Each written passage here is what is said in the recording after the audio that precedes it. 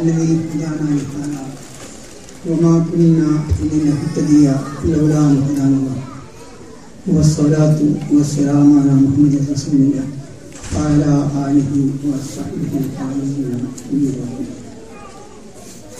ബഹുമാന്യരായ പണ്ഡിതന്മാരും ചിന്തകന്മാരും സാഹിത്യ താൽപര്യരെ ഇസ്ലാഹി പ്രവർത്തകർ, ഈ പരിപാടിക്ക് വേണ്ടി വളരെയേറെ പ്രയത്നിച്ച സംഘാടകർ, എല്ലാവരോടും എൻ്റെ നന്ദി ആദ്യമായി അറിയിക്കുകയാണ്. തീർച്ചയായും ഞാൻ കണ്ട പരിപാടികളിൽ വളരെ ശ്രദ്ധേയമായ ഒരു പരിപാടിയാണ് ഈ അന്താരാഷ്ട്ര പുസ്തകമേള. ഇത് സംഘടിപ്പിക്കുന്ന പണ്ഡിതനും എഴുത്തുകാരനും ഭരണാധികാരിയുമായ അമീർ ഡോക്ടർ സുൽത്താൻ അവരുടെ സേവനം വളരെയേറെ ശ്ലാഘിക്കപ്പെടേണ്ടതാണ് എന്ന് ഞാൻ കരുതുന്നു.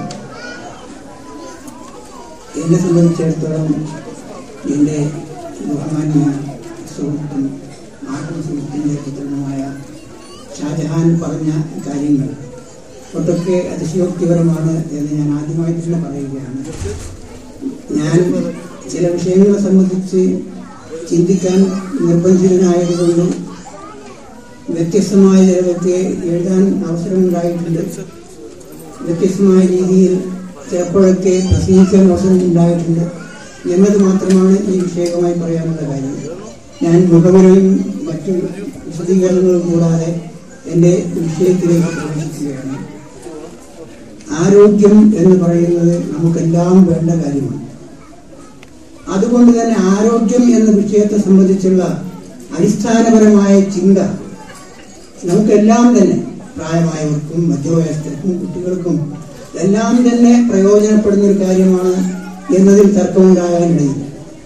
എന്നാൽ ആരോഗ്യം എന്നതുമായി ബന്ധപ്പെട്ട നമ്മുടെ മുമ്പിലുള്ള ചിന്തകൾ, നമ്മുടെ മുമ്പിൽ ഉള്ള കണ്ടെത്തലുകൾ, പുതിയ നൂതനമായ നിർമ്മിതികൾ, നൂതനമായ നേട്ടങ്ങൾ, ഇതൊക്കെയും ഏറെ ബന്ധപ്പെട്ട് നിൽക്കുന്നത് ആരോഗ്യശാസ്ത്രം എന്ന വിഷയവുമായിട്ടാണ്. ഹെൽത്ത് സയൻസ് എന്ന് പറയുന്ന വിഷയവുമായിട്ടാണ്. എല്ലാ വിഭാഗത്തിൻ്റെയും മെഡിക്കൽ കലാലയങ്ങളിൽ ഹെൽത്ത് സയൻസിന്റെ പല തലങ്ങളിലുള്ള ഗ്രന്ഥങ്ങൾ പഠിപ്പിക്കപ്പെടുന്നുണ്ട്. ചികിത്സാ പദ്ധതികളാണെങ്കിൽ ലോകത്ത് ആയിരക്കണക്കിൽ ചികിത്സാ പദ്ധതികളുണ്ട്. അതുകൊണ്ടൊക്കെ പല ആളുകൾക്കും പ്രയോജനം ലഭിക്കുന്നുണ്ട്. ഞാൻ ഏതെങ്കിലും ഒരു ചികിത്സാ പദ്ധതിക്ക് വേണ്ടി സംസാരിക്കാൻ ഉദ്ദേശിക്കുന്നില്ല. ഏതെങ്കിലും ചികിത്സാ പദ്ധതിയെ അന്ധമായി വിമർശിക്കാനും ഉദ്ദേശിക്കുന്നില്ല. പക്ഷെ ഒരു കാര്യം ഞാൻ ഊന്നി പറയാൻ ഉദ്ദേശിക്കുകയാണ്.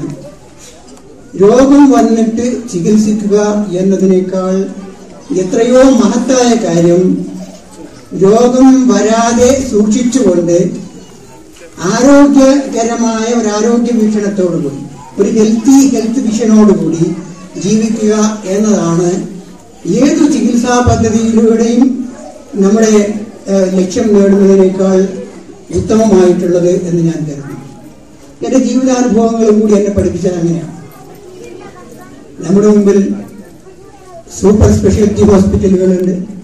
പ്രകൃതി ചികിത്സാ കേന്ദ്രങ്ങൾ മുതൽ വൈവിധ്യമാർന്ന ചികിത്സാ പദ്ധതികൾ നിർവഹിച്ചുകൊണ്ടിരിക്കുന്നവരുണ്ട്. അതുകൊണ്ടൊക്കെ പല ആളുകൾക്കും പ്രയോജനം കിട്ടുന്നു എന്നുണ്ടെങ്കിലും നിലവിലുള്ള യാഥാർത്ഥ്യം, ലോകത്തിന്റെ ഏത് ഭാഗത്തുമുള്ള നിലവിലുള്ള യാഥാർത്ഥ്യം, ആരോഗ്യരംഗത്തെ പുരോഗതിക്കൊപ്പം തന്നെ ജനങ്ങൾ കൂടുതൽ രോഗാതുരരായിക്കൊണ്ടിരിക്കുന്നു എന്നതാണ്. ആയുർദൈർഘ്യം എന്നത് ചൂണ്ടിക്കാണിക്കപ്പെടുന്നുണ്ട്. ഞാൻ അതിന്റെ സൂക്ഷ്മാംശങ്ങളിലേക്ക് കടക്കാൻ ഉദ്ദേശിക്കുന്നില്ല. അതുപോലെ ആരോഗ്യരംഗത്ത് പല നേട്ടങ്ങളും ഉണ്ടായിട്ടുണ്ട്. അങ്ങനെയൊക്കെ ആയിരിക്കെ തന്നെ കേരളത്തെ സംബന്ധിച്ചിടത്തോളം ലോക മോഡലാണ് ആരോഗ്യരംഗത്ത് കേരളത്തിന്റെ സർക്കാരിന്റെയും സർക്കാരേതര സ്വകാര്യ മേഖലയുടെയും പ്രവർത്തനങ്ങളും ചൂണ്ടിക്കാണിക്കപ്പെടാറുണ്ട്. പക്ഷെ അങ്ങനെയൊക്കെ ആണെങ്കിലും കൂടുതൽ ആളുകൾ രോഗാതുരായിക്കൊണ്ടിരിക്കുന്നു. മോർബിഡിറ്റി എന്ന് പറയുന്ന അവസ്ഥയിലൂടെ നമ്മുടെ സമൂഹത്തിലെ മഹാഭൂരിപക്ഷം ആളുകളും കടന്നു പോകുന്ന, മധ്യവയസ്സ് പിന്നിട്ട മിക്ക ആളുകളും ഒട്ടേറെ മരുന്നുകൾ കഴിച്ചുകൊണ്ട് ആരോഗ്യത്തെ സംബന്ധിച്ച് വളരെയേറെ ഉത്കണ്ഠ കോരിക്കൊണ്ട് ജീവിക്കുന്ന ഒരവസ്ഥാവിശേഷം നിലവിലുണ്ട്. UAE പൗരന്മാര് ഈ വിഷയവുമായി കേരളത്തെക്കാളും പിന്നിലാണ് എന്ന് ഇന്നൊരു പത്രത്തിൽ നിന്ന് എനിക്ക് വായിക്കാൻ കഴിയും. ലോകത്തെ പ്രമേഹ രോഗികളുടെ ആനുപാതികമായ എണ്ണത്തിന്റെ കാര്യത്തിൽ ഏതോ ഒരു നോറ ജീവോ മറ്റോ കഴിഞ്ഞാൽ ഒന്നാം സ്ഥാനം UAEക്കാണ്. ഒന്നാം സ്ഥാനം എന്ന് പറയുമ്പോൾ അത് അഭിമാനിക്കാനുള്ളതാണോ അതല്ല ദുഃഖിക്കാനും വിഷമിക്കാനുള്ളതാണോ എന്ന് ഞാൻ ഇപ്പോൾ പറയേണ്ടതില്ല. എന്തായിരുന്നാലും രോഗാതുരത എന്ന് പറയുന്ന അവസ്ഥാവിശേഷം ലോകത്തുടനീളം വർദ്ധിച്ചുകൊണ്ടിരിക്കുന്നു.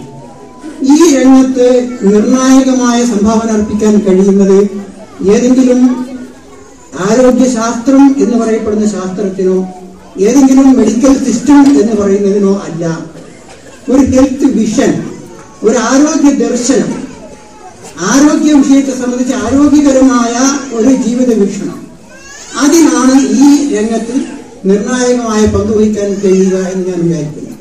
ഒരു നല്ല ആരോഗ്യ വീക്ഷണമുള്ള ഒരാളെ സംബന്ധിച്ചിടത്തോളം ഗുരുതരമായ രോഗങ്ങൾ ബാധിക്കാതെ, രോഗങ്ങൾ വന്നാൽ തന്നെ ശമനത്തിന് താമസം നേരിടാതെ, ജീവിത സായാഹ്നത്തിൽ ഉത്കണ്ഠകളില്ലാതെ, വേവലാതികളില്ലാതെ, സംതൃപ്തിയോടെ, സ്വയം സംതൃപ്തിയോടെ, പടച്ചവനെ സംബന്ധിച്ച സംതൃപ്തിയോടുകൂടെ ജീവിക്കാൻ ആരോഗ്യകരമായ ഒരു ആരോഗ്യ വീക്ഷണം സഹായകമാകും എന്ന് ഞാൻ ഉറച്ചു വിശ്വസിക്കുന്നു. അതങ്ങനെയാണോ അല്ലെന്ന് നിങ്ങൾക്ക് പരിശോധിക്കാവുന്നതാണ്. ഞാൻ എന്റെ അഭിപ്രായം നിങ്ങളുടെ മേൽ അടിച്ചേൽപ്പിക്കാൻ ഉദ്ദേശിക്കുന്നില്ല. ആരോഗ്യം എന്ന വിഷയത്തെ സംബന്ധിച്ച് മൗലികമായ പല കാര്യങ്ങളോട് ഞാനായിട്ട് വിശദീകരിക്കാൻ സമയം പോരാ. ലോകാരോഗ്യ സംഘടനയ്ക്ക് അതിന്റെ പ്രവർത്തന രംഗത്ത് ഒട്ടേറെ വിജയങ്ങളും അല്പസ്വല്പമൊക്കെ പാളിച്ചകളും പരാജയങ്ങളും സംഭവിച്ചിട്ടുണ്ടെങ്കിലും ലോകാരോഗ്യ സംഘടന ആരോഗ്യത്തിന് ഏറെക്കുറെ പൂർണ്ണമായ ഒരു നിർവചനം നൽകിയിട്ടുണ്ട്. അതെന്താണെന്ന് വെച്ചാൽ physical, mental and social wellbeing of A human being.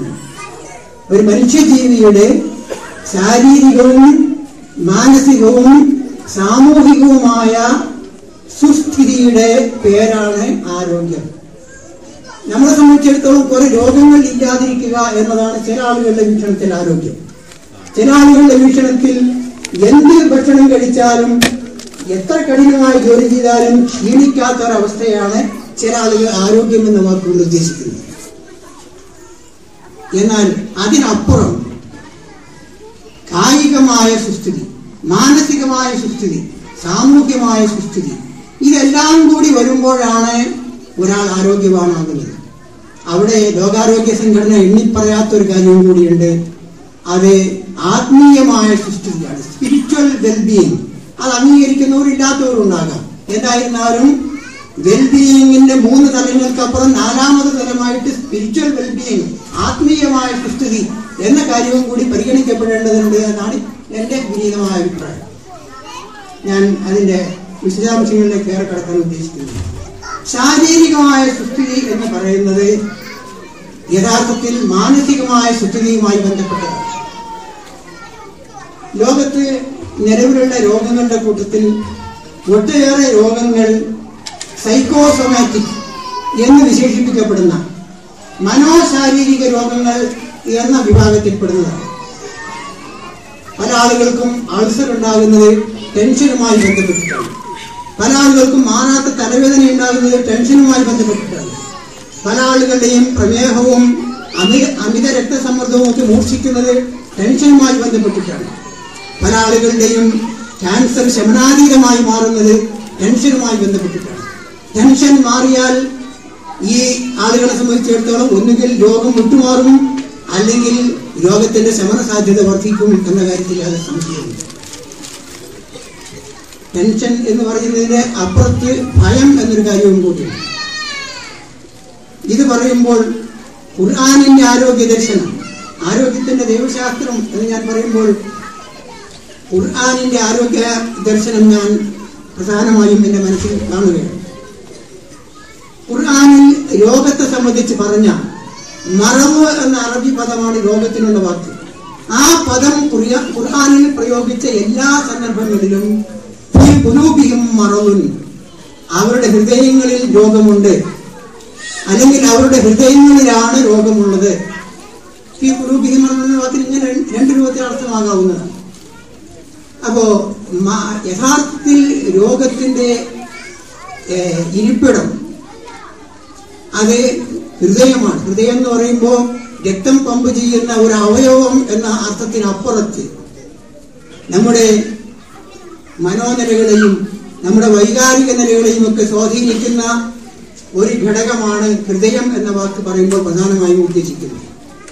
ഈ ഹൃദയം എന്ന ഘടകത്തിന് നമ്മുടെ രോഗവും ആരോഗ്യവുമായിട്ട് വളരെ മൗലികമായ അഭേദ്യമായ ബന്ധമുണ്ട് എന്നാണ് ഖുർആനിലെ ഈ പദപ്രയോഗത്തിൽ മനസ്സിലാക്കാറുള്ളത്. ഖുർആനിനെ സംബന്ധിച്ച് ഞാൻ പറയുമ്പോൾ അത് ദൈവികമായ ഗ്രന്ഥമാണ് എന്ന വിശ്വാസത്തോടെയാണ്. അങ്ങനെ അല്ലെന്ന് കരുതുന്നവരും ഈ കൂട്ടത്തിലുണ്ടാകാം. അവരുടെ വികാരവും കൂടി മാനിച്ചുകൊണ്ടാണ് ഞാൻ സംസാരിക്കുന്നത്. നമുക്കൊക്കെ അറിയാവുന്ന ഒരു യാഥാർത്ഥ്യമുണ്ട്. ഇന്ന് യന്ത്രമനുഷ്യന്മാർ അല്ലെങ്കിൽ യന്ത്രന്മാർ നിർമ്മിക്കപ്പെടുന്ന കാലമാണത്. ഒരു റോബോട്ട് അത് വാങ്ങിക്കൊണ്ടുവന്നിട്ട് നമുക്ക് ഉപയോഗിക്കാൻ കഴിയണമെന്നുണ്ടെങ്കിൽ, അല്ലെങ്കിൽ നമുക്ക് അന്യൂനമായി ഉപയോഗിക്കാൻ കഴിയണമെന്നുണ്ടെങ്കിൽ അവർ തരുന്ന ഒരു യൂസേഴ്സ് മാനുവൽ എന്നോ ഓണേഴ്സ് മാനുവൽ എന്നോ പറയുന്ന ഒരു പുസ്തകം ഉണ്ടാകും. കാറ്റലോഗ് എന്നും സാധാരണയായിട്ട് പറയാറുണ്ട്. ആ പുസ്തകത്തിൽ പറഞ്ഞ നിർദ്ദേശങ്ങൾ മാനിച്ചുകൊണ്ട് അതിനനുസരിച്ച് ഈ റോബോട്ടിനെ പ്രവർത്തിപ്പിച്ചാൽ മാത്രമേ അത് അന്യൂനമായി പ്രവർത്തിക്കുകയുള്ളൂ. എന്നാൽ മനുഷ്യൻ എന്ന മഹായന്ത്രത്തിൽ, ഈ ലോകത്തുള്ള സകല യന്ത്രങ്ങളെയും അതിവർത്തിക്കുന്ന അനിതരവും അദ്വിതീയവുമായ മഹായന്ത്രമാണ് മനുഷ്യൻ. ഈ മനുഷ്യൻ എന്ന മഹായന്ത്രത്തെ അന്യൂനമായി പ്രവർത്തിപ്പിക്കാൻ സാധിക്കണമെന്നുണ്ടെങ്കിൽ ആ മഹായന്ത്രത്തിന്റെ മഹാസംവിധായകൻ നൽകുന്ന യൂസർ മാനുവൽ അല്ലെങ്കിൽ ഓണേഴ്സ് മാനുവൽ എന്ന് പറയാവുന്ന മാനുവലാണ് ഖുർആൻ എന്നാണ് ഞാൻ വിചാരിക്കുന്നത്. നിങ്ങൾക്ക് യോജിക്കാൻ കഴിഞ്ഞില്ലെന്ന് വരാം. എന്തായിരുന്നാലും പ്രപഞ്ചത്തെ ആകെ സംവിധാനിച്ച, പരിസ്ഥിതിയാകെ ഒരുക്കിയ, മനുഷ്യനെ ശ്വസിക്കാൻ വായുവും കുടിക്കാൻ വെള്ളവും കഴിക്കാൻ ഭക്ഷണവും ഒരുക്കിയ, മനുഷ്യന്റെ സാമൂഹ്യ ബന്ധങ്ങൾ കൂട്ടിയിണക്കിയ, മനുഷ്യന്റെ വൈകാരിക സാഫല്യത്തിന്റെ വഴികളൊരുക്കിയ ആ മഹാപ്രപഞ്ചനാഥൻ, പ്രപഞ്ചത്തിന്റെ മഹാനായ നാഥൻ, ആ നാഥൻ നൽകുന്ന യൂസേഴ്സ് മാനുവൽ അതുപയോഗിച്ച് ജീവിച്ചാൽ മാത്രമേ ജീവിതം അന്യൂനമാവുകയുള്ളൂ, ജീവിതത്തിന്റെ സകല തലങ്ങളും പ്രതിസന്ധികളിൽ നിന്ന് മുക്തമാവുകയുള്ളൂ എന്നതാണ് മൗലികമായ വസ്തുത. ആ രംഗത്ത് ഈ ദൈവികമായ ഈ മാനുവൽ ചൂണ്ടിക്കാണിക്കുന്ന ആദ്യത്തെ കാര്യമാണ് മനുഷ്യരുടെ കൽബുകളിലാണ് രോഗമുള്ളത്, മനുഷ്യരുടെ ഹൃദയങ്ങളിലാണ് രോഗമുള്ളത് എന്ന കാര്യം. അപ്പൊ അതുകൊണ്ട് തന്നെ ഞാൻ പറയുന്നു, അന്യൂനമായ ഒരു ആരോഗ്യ വീക്ഷണം നമ്മുടെ ഹൃദയത്തിൽ അവിടെ ലബ്ധപ്രതിഷ്ഠമായിട്ടുണ്ടെങ്കിൽ, രൂഢമൂലമായിട്ടുണ്ടെങ്കിൽ നമുക്ക് ആജീവനാന്തം ആരോഗ്യത്തെ സംബന്ധിച്ച ഉത്കണ്ഠകളില്ലാത്ത, ഭയമില്ലാത്ത, സംഘർഷമുക്തമായ ഒരു ജീവിതം നയിക്കാൻ കഴിയും. ഇതിന്റെ മറ്റു തലങ്ങളിലേക്ക് ഞാൻ പിന്നീട് പ്രവേശിക്കാം. പിന്നെ ശരീരത്തെ സംബന്ധിച്ചിടത്തോളം നമ്മുടെ ശരീരം എങ്ങനെയൊക്കെ നിലനിൽക്കുന്നു എന്നുള്ളത് ഞാൻ കൂടുതൽ വിശദീകരിക്കേണ്ട ആവശ്യമില്ല. പക്ഷേ ശ്വസനം എന്നതാണ് നമ്മുടെ ആരോഗ്യത്തിന്റെ ഒന്നാമത്തെ ആധാരം. ശ്വസനം എന്നത് നമ്മുടെ ആരോഗ്യം നിലനിർത്തുന്ന ഒരു ഘടകമാകണമെന്നുണ്ടെങ്കിൽ നമുക്ക് ആവശ്യമായ ഓക്സിജൻ പൂർണ്ണമായി ശ്വസനത്തിലൂടെ ലഭിക്കണം. നമ്മുടെ അവയവങ്ങളുടെ, നമ്മുടെ കോശവ്യവസ്ഥയുടെ, നമ്മുടെ ശരീരത്തിലെ സകലമാന സംവിധാനങ്ങളൊക്കെ അന്യൂനമായി നിലനിൽക്കണമെന്നുണ്ടെങ്കിൽ മതിയായ അളവിൽ ഓക്സിജൻ ലഭിക്കണം. ഈ കാര്യത്തിൽ പരമാവധി ശ്രദ്ധിക്കുന്നത് രണ്ട് തരത്തിലുണ്ട്. ഒന്ന് ആഴം കുറഞ്ഞ ശ്വസനം, ഷാലോ ബ്രീതിങ് എന്ന് പറയും.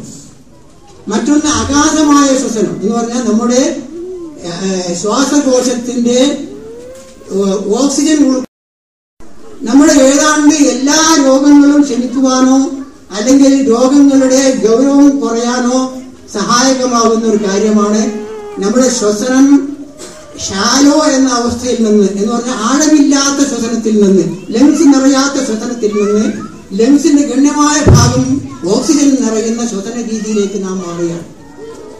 അങ്ങനെ ഒരു കാര്യം മൗലികമായി നാം ചിന്തിക്കാറില്ല.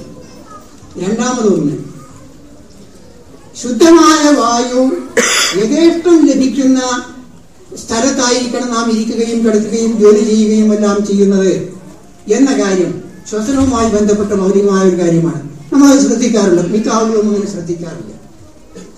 രാത്രിയിൽ അടച്ചുപൂട്ടിയ ഒരു മുറിയിൽ രണ്ടുപേർ കിടന്നുറങ്ങിയാൽ 1-2 മണിക്കൂർ കഴിയുമ്പോൾ ആ മുറിയിലെ ഓക്സിജന്റെ അളവ് കുറയുകയും കാർബൺ ഡൈ ഓക്സൈഡിന്റെ അളവ് കൂടുകയും ചെയ്യും.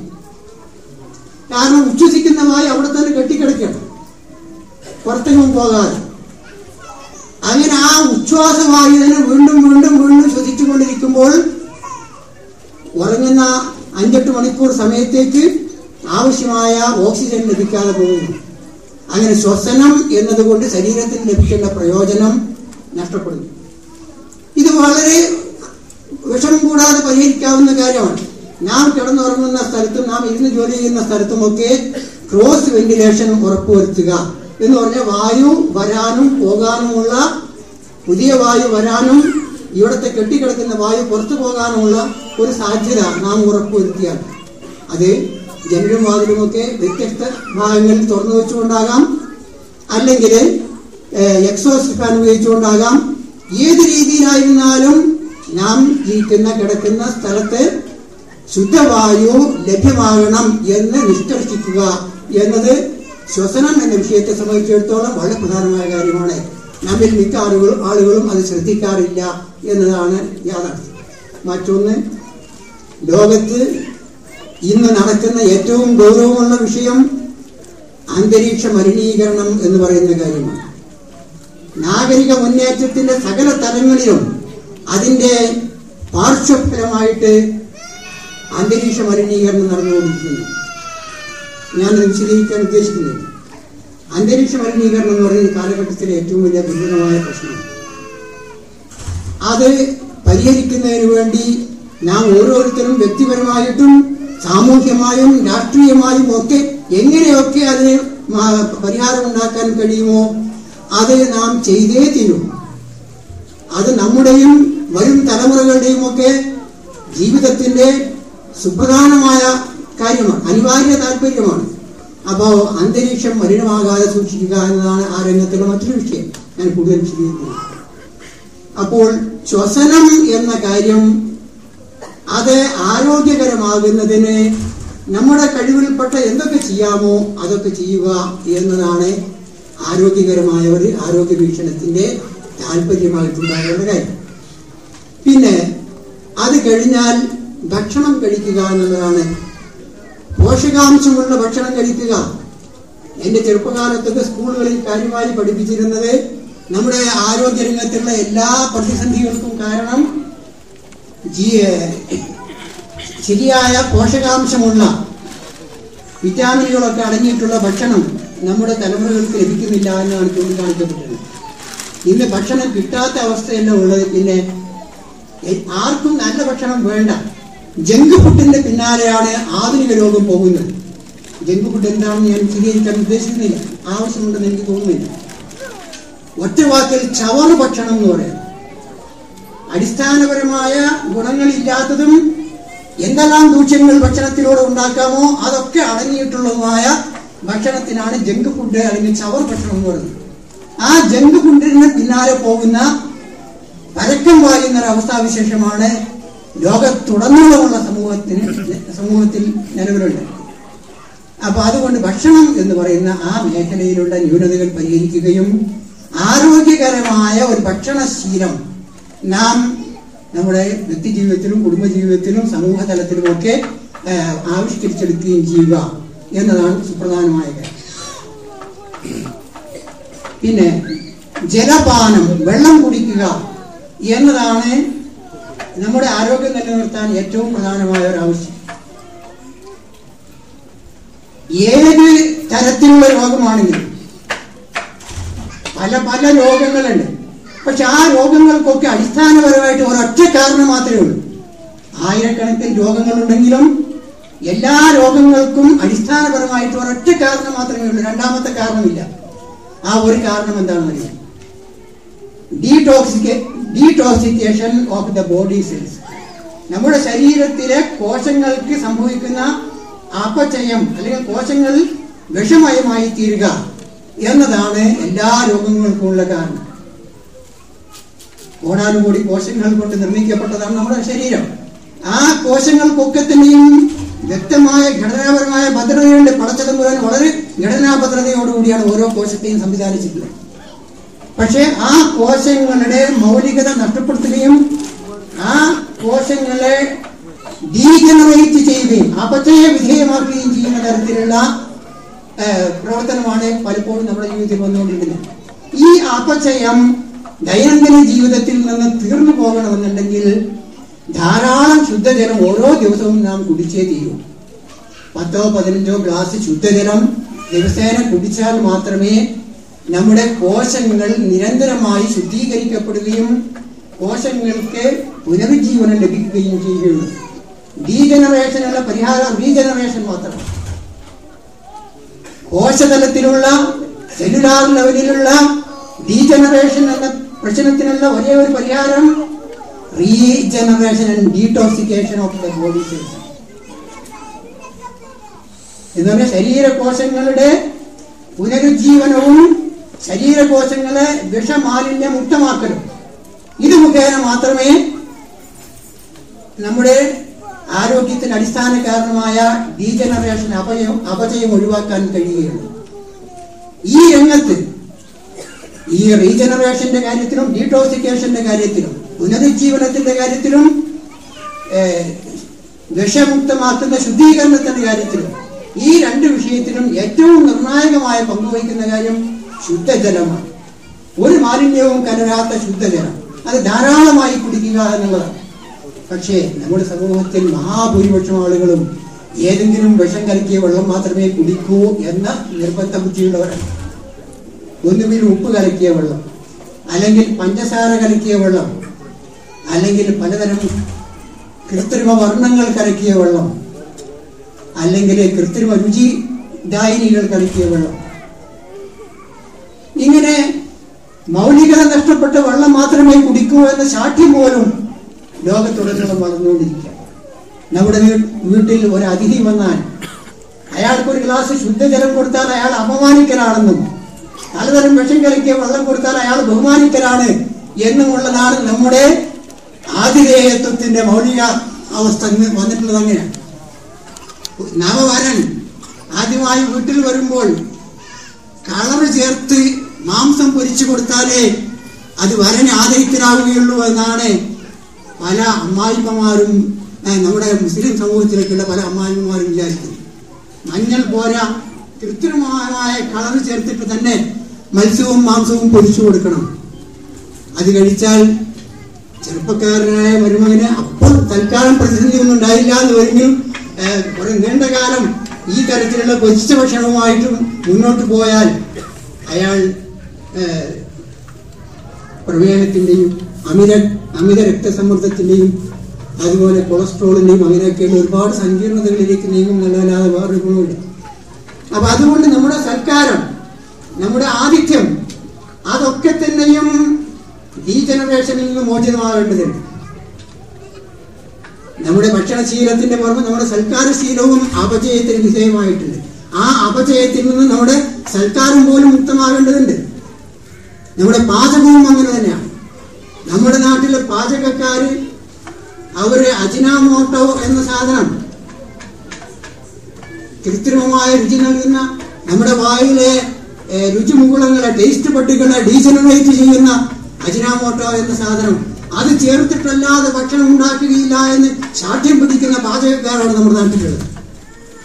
അപ്പൊ സൽക്കാര രംഗം അപചയത്തിൽ നിന്ന് മുക്തമാവേണ്ടതുണ്ട്, പാചകരംഗം അപചയത്തിൽ നിന്ന് മുക്തമാവേണ്ടതുണ്ട്.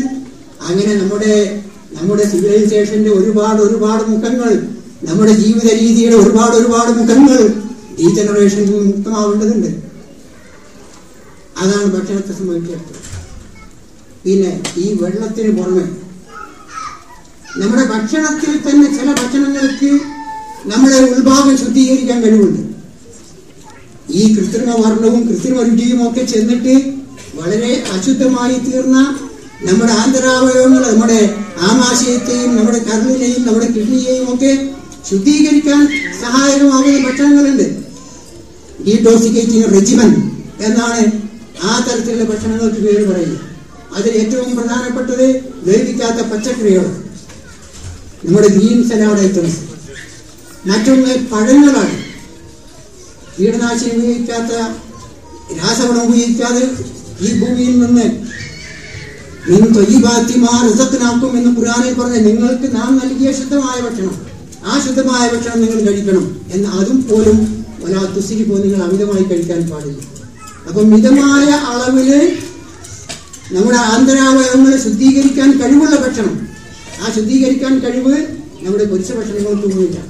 നമ്മുടെ ആന്തരാവയവങ്ങളെ ശുദ്ധീകരിക്കാനും റീജനറേറ്റ് ചെയ്യാനുള്ള കഴിവുള്ളത് ആകെ കൂടി ഗ്രീൻ സലാഡിനും ഫ്രൂട്ട് സലാഡിനും മാത്രമാണ്. പക്ഷെ അതും പലതരത്തിൽ മലിനീകരിക്കപ്പെട്ടുകൊണ്ടിരിക്കുകയാണ്, പലതരത്തിൽ വിഷമയമാക്കപ്പെട്ടുകൊണ്ടിരിക്കുകയാണ്. ആ രംഗത്തൊക്കെ ഒരുപാട് തരത്തിലുള്ള ശുദ്ധീകരണ പ്രക്രിയകൾ നടക്കേണ്ടതുണ്ട്. ഇതൊക്കെ സാമൂഹ്യമായ സമഗ്രമായ ബോധവൽക്കരണത്തിലൂടെ, അവബോധത്തിലൂടെ മാത്രമേ ഇതിനൊക്കെ മാറ്റം ഉണ്ടാക്കാൻ കഴിയുകയുള്ളൂ. ഇതൊക്കെ പറഞ്ഞിട്ട് എന്താണ് കാര്യം എന്ന് ചോദ്യം ചെയ്യുന്ന ആളുകൾ പോലും. എന്തായിരുന്നാലും ഞാൻ വിഷയത്തിൽ കൂടുതൽ കിടക്കാൻ ഉദ്ദേശിക്കുന്നില്ല.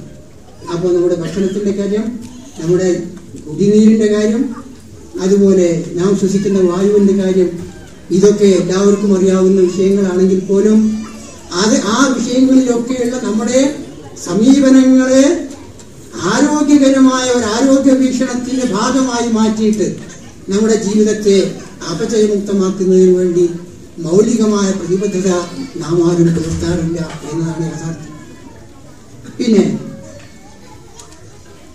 നമ്മുടെ ജീവിതത്തിന്റെ മറ്റൊരു തലമാണ് സാമൂഹ്യ ആരോഗ്യത്തിന്റെ വിഷയം. സാമൂഹ്യ ആരോഗ്യം എന്ന കാര്യത്തെ സംബന്ധിച്ച് നമ്മൾ സാധാരണ ചിന്തിക്കാറുണ്ടോ എന്ന് സംശയമാണ്. സാമൂഹ്യ ജീവിയായ മനുഷ്യനെ സംബന്ധിച്ചിടത്തോളം അവൻ അഭിമുഖീകരിക്കുന്ന സകല പ്രശ്നങ്ങൾക്കും സാമൂഹ്യമായ ഒരു മാനമുണ്ടെന്ന് മനസ്സിലാക്കണം.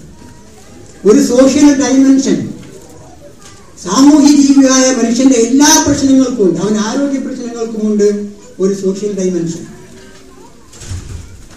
ഒരു ഭാര്യയും ഭർത്താവും ദിവസേന വഴക്കടിച്ചുകൊണ്ടിരിക്കുകയാണ് എന്നുണ്ടെങ്കിൽ രണ്ടുപേരുടെയും അൾസർ മാറുകയില്ല, രണ്ടുപേരുടെയും തലവേദന മാറുകയില്ല, രണ്ടുപേരുടെയും ദഹനക്കേട് മാറുകയില്ല, ഉറപ്പാണ്. അത് മാറിയിട്ട് അവർ തമ്മിൽ സ്നേഹത്തിന്റെയും കാരുണ്യത്തിന്റെയും പാരസ്പര്യം, ഖുർആൻ പറയുന്നത് ദാമ്പത്യം എന്നത് ഈ രണ്ടിന്റെയും പാരസ്പര്യത്തിൽ അധിഷ്ഠിതമാകണമെന്നാണ്. അപ്പോൾ ജാലബൈനക്കും അവധത്തും റഹ്മ, നിങ്ങളുടെ സാമൂഹ്യ ബന്ധം സ്നേഹം എന്ന വികാരത്തിന്റെയും കാരുണ്യം എന്ന വികാരത്തിന്റെയും അടിസ്ഥാനത്തിൽ കൂട്ടിയിണക്കപ്പെട്ടതാകണമെന്നാണ്. അങ്ങനെ കുടുംബവും അയൽവക്കവും ഒക്കെ ആയിട്ട് സ്നേഹത്തിന്റെയും കാരുണ്യത്തിന്റെയും അടിസ്ഥാനത്തിൽ കൂട്ടിയിണക്കപ്പെട്ട ബന്ധമാണ് നമുക്ക് ഓരോരുത്തർക്കും ഉള്ളത് എന്നുണ്ടെങ്കിൽ നമ്മുടെ അൾസറിന് വേറെ മരുന്ന് വേണ്ടിയല്ല, നമ്മുടെ തലവേദനയ്ക്ക് വേറെ മരുന്ന് വേണ്ടിയല്ല. ഈ നല്ല ബന്ധം മാത്രം മതിയാകും. ഊഷ്മളമായ സ്നേഹവും വളരെ അഗാധമായ കാരുണ്യവുമുള്ള ബന്ധം, അതാണ് social wellbeing of A human being എന്ന് ആരോഗ്യത്തിന് നിർവചനം നൽകപ്പെട്ടപ്പോൾ വിവക്ഷിക്കപ്പെട്ട കാര്യമാണ്. കുടുംബ ബന്ധങ്ങളിലും സാമൂഹിക ബന്ധങ്ങളിലും ഒക്കെ തന്നെ സ്നേഹത്തിന്റെയും കാരുണ്യത്തിന്റെയും ആദാന പ്രദാനങ്ങൾ, അതിന്റെ മ്യൂച്വാലിറ്റി, അത് ഉറപ്പുവരുത്തുക എന്നതാണ് സാമൂഹ്യ ആരോഗ്യത്തിന്റെ മേഖലയിൽ നാം നിർവഹിക്കാനുള്ള ഏറ്റവും പ്രധാനപ്പെട്ട ഒരു വിഷയം. അതുപോലെ മലിനീകരണത്തിന്റെ രംഗത്തും അതിനും സാമൂഹ്യമായ ഒരു മാനമുണ്ട്. പ്ലാസ്റ്റിക് ക്യാരി ബാഗുകൾ എവിടെയും വലിച്ചെറിയാം, എവിടെയും ഇട്ട് കത്തിക്കാം എന്ന ഒരു കാഴ്ചപ്പാട് ലോകത്തുടനീളം നിലനിൽക്കുകയാണ്. ഇതിനൊരു സാമൂഹ്യമായ ഒരു മാനമുണ്ട്.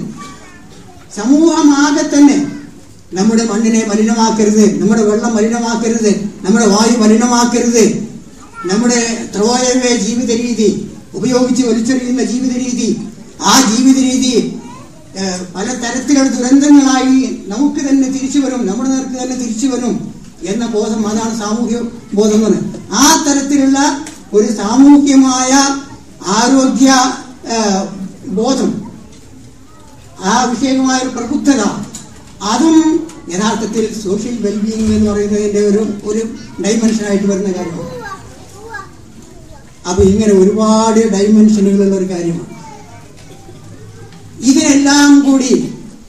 ഇതെല്ലാം കൂടി മാറ്റി നിർത്തിയിട്ട് കുറച്ച് ആന്റിബയോട്ടിക്കുകളും കുറച്ച് ആന്റി ഹിസ്റ്റമിനുകളും അതുപോലെയൊക്കെയുള്ള ചില ചില അത്ഭുത മരുന്നുകളും ഇതൊക്കെ നമ്മളെ രക്ഷിക്കും, നമുക്ക് അതൊക്കെ മാത്രം താങ്ങായിട്ട് മതിയാകും എന്ന് ആരെങ്കിലും കരുതുന്നുണ്ടെങ്കിൽ അത് വളരെ അബദ്ധധാരണയാണ് എന്ന് ഞാൻ ഈ സമയത്ത് ഊന്നി പറയുകയാണ്. ഇത് ഞാൻ പറയുമ്പോൾ ആരോഗ്യത്തെ സംബന്ധിച്ച ആധുനിക ശാസ്ത്രത്തെ തള്ളിപ്പറയുന്നു നിങ്ങൾ വിചാരിക്കാൻ പാടില്ല. തീർച്ചയായും മോഡേൺ മെഡിസിൻ, മെയിൻസ്ട്രീം മെഡിസിൻ എന്ന് പറയുന്ന ആധുനിക വൈദ്യശാസ്ത്രം അത് വളരെ മുന്നോട്ട് പോയിട്ടുണ്ട്, അതിൽ യാതൊരു സംശയവുമില്ല. പക്ഷെ വളരെ മുന്നോട്ട് പോയിട്ടുണ്ടെങ്കിലും അതിൻ്റെ സമീപനം അത് സമഗ്രമല്ല, സന്തുലിതമല്ല എന്ന് ഞാൻ വിനീതമായി പറയാൻ ഉദ്ദേശിക്കുകയാണ്. മനുഷ്യൻ ഒരു മോട്ടോർ വാഹനം പോലെ കുറെ പാർട്ടുകളായിട്ട്, നമ്മുടെ കയ്യും കാലും ഒക്കെ നമ്മുടെ പാർട്ടുകളാണ്.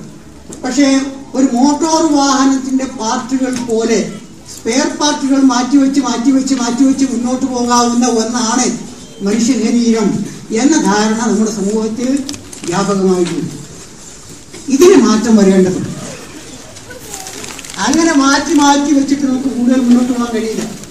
ഹൃദയം കേടുവന്നാൽ അത് മാറ്റി വെക്കുക, കിഡ്നി കേടുവന്നാൽ അത് മാറ്റി വെക്കുക, ലിവർ കേടുവന്നാൽ അത് മാറ്റി വെക്കുക, അങ്ങനെ ആകെ ഒരു മാറ്റിവെക്കൽ, ഒരു സ്പെയർ പാർട്ട് സമ്പ്രദായം ആ രൂപത്തിൽ മുന്നോട്ട് പോകാൻ കഴിയും എന്ന് വിചാരിക്കുന്നുണ്ടെങ്കിൽ ആ ധാരണ മൗലികമായി തെറ്റാണ് എന്ന് ഞാൻ ഇന്ന് പറയാൻ ഉദ്ദേശിച്ചു. നമ്മുടെ ശരീരത്തിലെ ഓരോ കോശവും ഒരു ഇന്റഗ്രൽ എൻറ്റിറ്റിയാണ്. ഇന്റഗ്രൽ എൻറ്റിറ്റി എന്ന് പറയുമ്പോൾ ഞാൻ ഉദ്ദേശിക്കുന്നത് മറ്റ് കോടാനുകോടി കോശങ്ങളുമായിട്ട് ഈ കോശത്തിന് ബന്ധമുണ്ട്. ആ ബന്ധം മാറ്റിയിട്ട് ആ കോശത്തിന് മുന്നോട്ട് പോകാൻ കഴിയില്ല.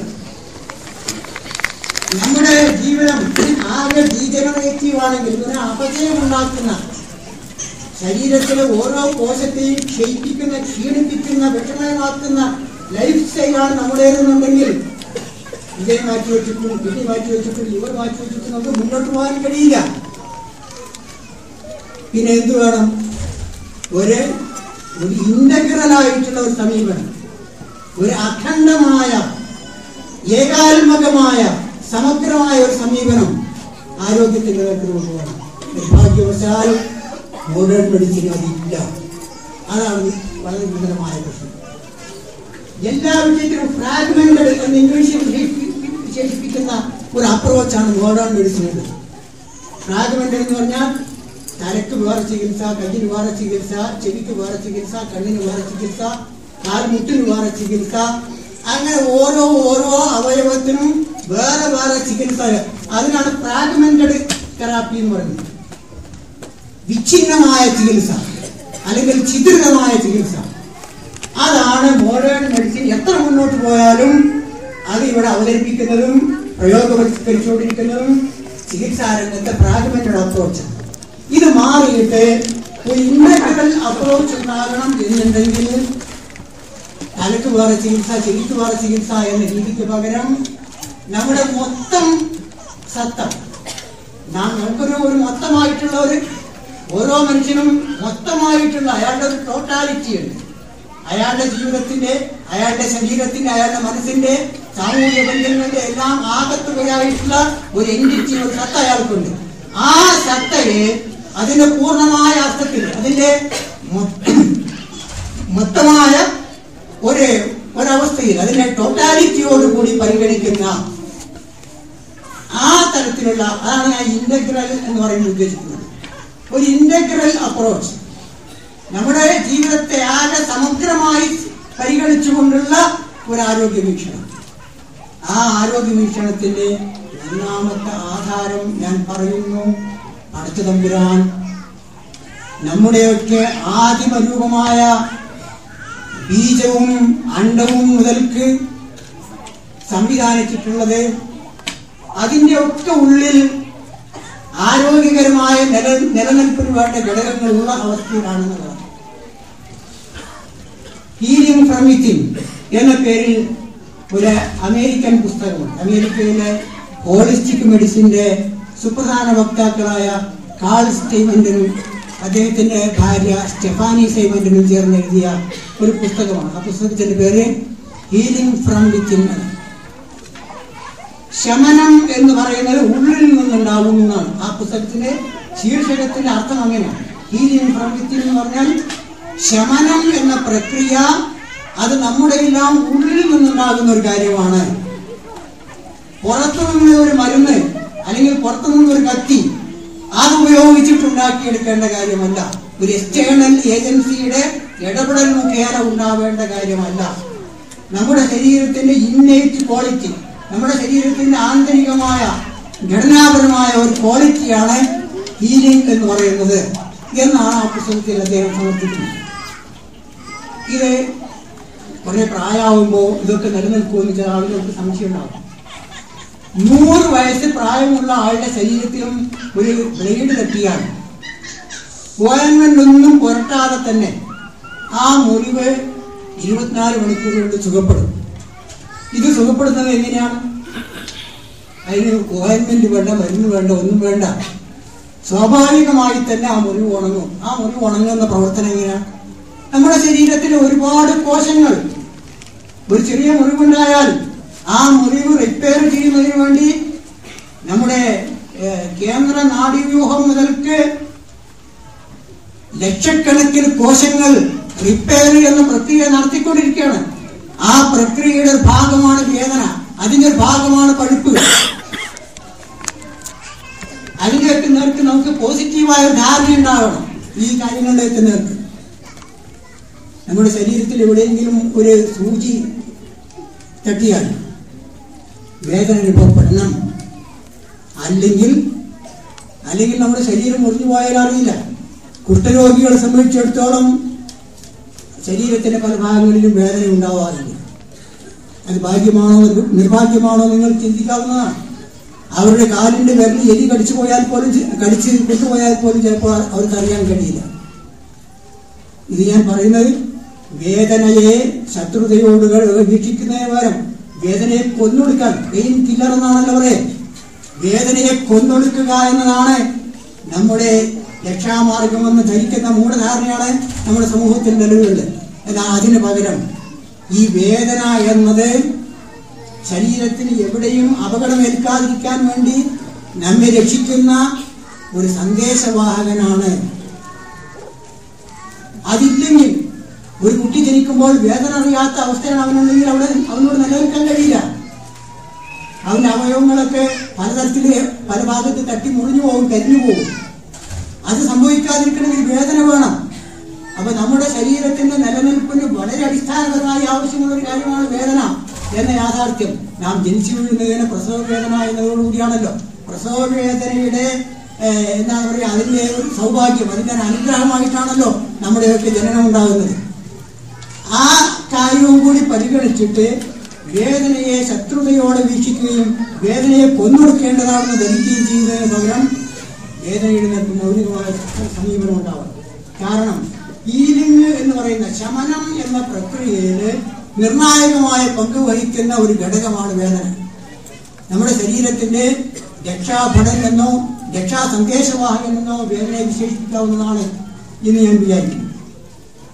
അപ്പോൾ ശമനം എന്ന് പറയുന്നത് 90 വയസ്സായാലും 100 വയസ്സായാലും ഒക്കെ നമ്മുടെ ശരീരത്തിൽ നടക്കുന്ന ശരീരത്തിന്റെ ആന്തരികമായ ഒരു ഗുണമാണ്. അത് എല്ലാ കാലത്തും ഉണ്ടാവും. മരുന്നുകൾ ഒന്നും കഴിച്ചില്ലെങ്കിലും ഞാൻ കഴിഞ്ഞ 5 വർഷത്തോളമായിട്ട് കാര്യമായി മരുന്നൊന്നും കഴിക്കാത്തവർ മരിച്ചു. മുമ്പൊക്കെ കൊല്ലത്തിൽ പലതവണ പനി വരുമായിരുന്നു. പനി മരുന്നുകൾ എന്ന് പറഞ്ഞ ഒരുപാട് മരുന്നുകളോട് നിലവിലുണ്ട്. ആ മരുന്നുകളൊക്കെ വാങ്ങി കഴിക്കുമായിരുന്നു. പക്ഷെ അനുഭവം എന്താണെന്ന് വെച്ചാൽ ഒരു പനിമരുന്ന് 2-3 തവണ മാത്രമേ ഫലിക്കുകയുള്ളൂ. പിന്നെ അതിനേക്കാൾ വീര്യം കൂടിയത് പ്രയോഗിക്കേണ്ടി വരും. ആ വീര്യം കൂടിയതും പലതവണ പ്രയോഗിച്ചാൽ പിന്നെ അത് മതിയാവാതെ വരും. ഇനി അതിനേക്കാൾ വീര്യം കൂടിയതും വേണ്ടി വരും. അങ്ങനെ വീര്യം കൂടിയ മരുന്നുകൾ കൂടുതൽ കഴിക്കുന്തോറും നമ്മുടെ ഓരോ സംവിധാനവും ജീർണമായിക്കൊണ്ടിരിക്കും, അപചയ വിധേയമായിക്കൊണ്ടിരിക്കും. അങ്ങനെയാണ് ആരോഗ്യ പ്രതിസന്ധിയിൽ നമ്മുടെ ആളുകൾ തന്നെ അകപ്പെട്ടുകൊണ്ടിരിക്കുന്നത്. വേറൊരു കാര്യം, മുസ്ലിങ്ങളെ സംബന്ധിച്ചിടത്തോളം തുമ്മിയാൽ അൽഹംദുലില്ലാഹ് എന്ന് പറയാൻ പഠിപ്പിക്കപ്പെട്ടവരാണ്. എന്നാൽ അൽഹംദുലില്ലാഹ് എന്ന് പറഞ്ഞാൽ അള്ളാഹുവിന്റെ സ്തുതി എന്നാണ്. അള്ളാഹുവിന്റെ മഹത്തായ ഒരു അനുഗ്രഹമാണ് തുമ്മൽ എന്നാണ്. പക്ഷെ ആ അനുഗ്രഹത്തെ തുരത്താൻ വേണ്ടി ആന്റി അലർജിക് എന്നോ ആന്റി ഹിസ്റ്റമിൻ എന്നോ പറയുന്ന മരുന്നുകൾ അത് ധാരാളമായി വാങ്ങി കഴിച്ചുകൊണ്ടിരിക്കുന്നവരാണ് നമ്മൾ. യഥാർത്ഥത്തിൽ ശ്വാസകോശത്തിൽ വല്ല തടസ്സവും വന്നാൽ അത് നീങ്ങണം. വേണ്ടത്ര ഓക്സിജൻ ശരീരത്തിൽ ലഭിക്കണമെങ്കിൽ അത് നീങ്ങണം. ആ തടസ്സം നീക്കാൻ വേണ്ടി പടച്ചതമ്പുരാൻ വെച്ച വ്യവസ്ഥയാണ് യഥാർത്ഥത്തിൽ തുമ്മൽ എന്ന് പറയുന്നത്. ആ തുമ്മലിനെ ഒരു മഹാരോഗമായി വീക്ഷിക്കുകയും എന്നിട്ട് ആ തുമ്മൽ എന്ന ആ പ്രക്രിയയെ അടിച്ചൊതുക്കാൻ വേണ്ടിയിട്ട് ആന്റി ഹിസ്റ്റമിനുകളും മറ്റ് ഒരുപാട് മരുന്നുകൾ, മെഡിക്കൽ സ്റ്റോറുകളിലെ മരുന്നുകളുടെ ഗണ്യമായ ഭാഗം ആന്റി അലർജിക്ക്, ആന്റി ഹിസ്റ്റമിൻ എന്ന് പറഞ്ഞ വർഗത്തിൽപ്പെട്ടതാണ്. ഈ തരത്തിലുള്ള മരുന്നുകൾ ഉപയോഗിക്കുമ്പോൾ എന്താണ്, ഈ സംവിധാനം ക്രമേണ ദുർബലമാവുകയാണ്. അങ്ങനെ കുറച്ചു കഴിഞ്ഞാൽ തുമ്മലില്ലാതാവും. തുമ്മലില്ലാഞ്ഞാൽ എന്താ, മയക്കം, ക്ഷീണം, ഉറക്കം. അവിയൽ എന്ന് പറയുന്ന മരുന്ന് കഴിച്ചാൽ എന്തുണ്ടാകുമെന്ന് പല ആളുകൾക്കും അറിയാം. അപ്പോ ഞാനിങ്ങനെ ചില ഉദാഹരണങ്ങൾ പറഞ്ഞെന്ന് മാത്രമേ ഉള്ളൂ. അപ്പൊ യഥാർത്ഥത്തിൽ ശമനം എന്ന് പറയുന്നത് നമ്മുടെ ആന്തരികമായ ഒരു ഘടനയാണ്. ഓരോ കോശത്തിനും, ബീജത്തിന് ശമന വ്യവസ്ഥയുണ്ട്, അണ്ടത്തിന് ശമന വ്യവസ്ഥയുണ്ട്, രണ്ടും ചേർന്ന സൈക്കോട്ടിന് ശമന വ്യവസ്ഥയുണ്ട്. അവിടെ നിന്നിങ്ങോട്ട് ജീവിതത്തിന്റെ എല്ലാ പ്രായങ്ങളിലും നമ്മുടെ ശരീരത്തിലെ കോടാനുകോടി കോശങ്ങൾക്കുള്ളിൽ ശമന വ്യവസ്ഥ എന്ന് പറയുന്ന വ്യവസ്ഥയുണ്ട്. ആ വ്യവസ്ഥ അന്യൂനമായി നിലനിർത്തുന്നതിന് നാം എന്ത് വേണം? നമ്മുടെ ശ്വസനം ശരിപ്പെടുത്തണം, നമ്മുടെ ജലപാനം ശരിപ്പെടുത്തണം, നമ്മുടെ ഭക്ഷണം ശരിപ്പെടുത്തണം, നമ്മുടെ ബന്ധങ്ങൾ ശരിപ്പെടുത്തണം. ഈ തരത്തിൽ മാത്രമേ ആരോഗ്യകരമായ ഒരു ആരോഗ്യ വീക്ഷണം നമുക്ക് വളർത്തിയെടുക്കാനും അതിന്റെ നേട്ടങ്ങൾ നമ്മുടെ ജീവിതത്തിലും സമൂഹത്തിലും ഉണ്ടാക്കാനും കഴിയുകയുള്ളൂ. ഞാൻ വളരെയേറെ വിഷയങ്ങൾ ഈ വിഷയമായി പറയേണ്ടതുണ്ട്. അതിൻ്റെ എല്ലാം തലങ്ങളിലേക്ക് പോകാൻ എനിക്ക് സമയം ഇല്ല എന്ന കാര്യം എനിക്ക് ഉറപ്പാണ്. ഒരു കാര്യം ഞാൻ വളരെ പ്രധാനമായി നിങ്ങളുടെ മുന്നിൽ ഉന്നയിക്കാൻ ഉദ്ദേശിക്കുന്നു. രോഗങ്ങൾ രണ്ട് തരമുണ്ട്. ഒന്ന് നമ്മുടെ രക്ഷയ്ക്ക് വേണ്ടിയുള്ള രോഗങ്ങൾ. ഒന്നാമത്തേത് നമ്മുടെ രക്ഷയ്ക്ക് വേണ്ടിയുള്ള രോഗങ്ങൾ. അങ്ങനെ തന്നെ മനസ്സിലാക്കണം. നാം മോശമായ ഭക്ഷണം കഴിച്ചിട്ട് വയറിളക്കം ഉണ്ടായാൽ അത് നമ്മുടെ രക്ഷയ്ക്ക് വേണ്ടിയുള്ള രോഗമാണ്. അത് പോയിട്ട് ശരീരം അതുകൊണ്ടുള്ള ദോഷത്തിൽ നിന്ന് ശരീരത്തിന് മുക്തി ലഭിക്കണം. അതിന് ഒന്നുകിൽ ഛർദി ഉണ്ടാകണം, അല്ലെങ്കിൽ വയറിളക്കം ഉണ്ടാകണം. ആ ഛർദിയുടെ നേരെ നമുക്ക് ഒരു പോസിറ്റീവായ സമീപനം ഉണ്ടായാൽ, ദഹിക്കാത്ത ഭക്ഷണം കഴിച്ചാൽ ഛർദിക്കുക സ്വാഭാവികമാണ്. അതുപോലെ തന്നെ ശരീരത്തിന് ഭക്ഷണം ദഹിപ്പിക്കാൻ പറ്റാത്ത ക്ഷീണമുള്ളപ്പോൾ കട്ടികൂടിയ ഭക്ഷണം കഴിച്ചാൽ ഛർദി ഉണ്ടാവുക സ്വാഭാവികമാണ്, അല്ലെങ്കിൽ വയറിളക്കം ഉണ്ടാവുക സ്വാഭാവികമാണ്. അത് കാര്യമായ ചികിത്സയൊന്നും കൂടാതെ തന്നെ ടെൻഷനൊക്കെ മാറ്റി നിർത്തിയിട്ട് ഈ ഭക്ഷണം, മോശപ്പെട്ട ഭക്ഷണം അത് ഒഴിവാകേണ്ടത് എൻ്റെ രക്ഷയ്ക്കാവശ്യമായ കാര്യമാണ്. അപ്പോൾ എൻ്റെ ശരീരത്തിൻ്റെ ക്രൈസിസ് മാനേജ്മെന്റ്, അല്ലെങ്കിൽ എൻ്റെ ശരീരത്തിൻ്റെ ഡിഫൻസ് മെക്കാനിസം എന്ന നിലക്ക് എന്നെ സൃഷ്ടിച്ച ജഗന്നികന്താവ് എൻ്റെ ജീവിത വ്യവസ്ഥയിൽ വെച്ചിട്ടുള്ളതാണ് മോശപ്പെട്ട ആഹാരം കഴിച്ചാൽ ഛർദ്ദിക്കുക, മോശപ്പെട്ട ആഹാരം കഴിച്ചാൽ വയറിളക്കം ഉണ്ടാവുക എന്ന്. അത് ആ തരത്തിൽ മനസ്സിലാക്കിയിട്ട് അതിൻ്റെ നേരെ പോസിറ്റീവായ സമീപനമാണ് നാം സ്വീകരിക്കുന്നതെന്നുണ്ടെങ്കിൽ അതിന്റെ ദോഷവും നമ്മളെ ബാധിക്കുകയില്ല, അതിന് ആവശ്യമില്ലാത്ത മരുന്ന് കഴിച്ചതിന്റെ ദോഷവും നമ്മളെ ബാധിക്കില്ല. ഛർദി അടിച്ചൊതുക്കാൻ വേണ്ടി ഉപയോഗിക്കുന്ന മരുന്നുകൾ, വയറിളക്കം അടിച്ചൊതുക്കാൻ വേണ്ടി ഉപയോഗിക്കുന്ന മരുന്നുകൾ, ആ മരുന്നുകളൊക്കെ തന്നെ പാർശ്വഫലങ്ങൾ ഉണ്ടാക്കുന്നതാണ്. ചിലതൊക്കെ ദൂരവ്യാപകമായ പ്രത്യാഘാതങ്ങൾ ഉണ്ടാക്കുന്നതാണ്.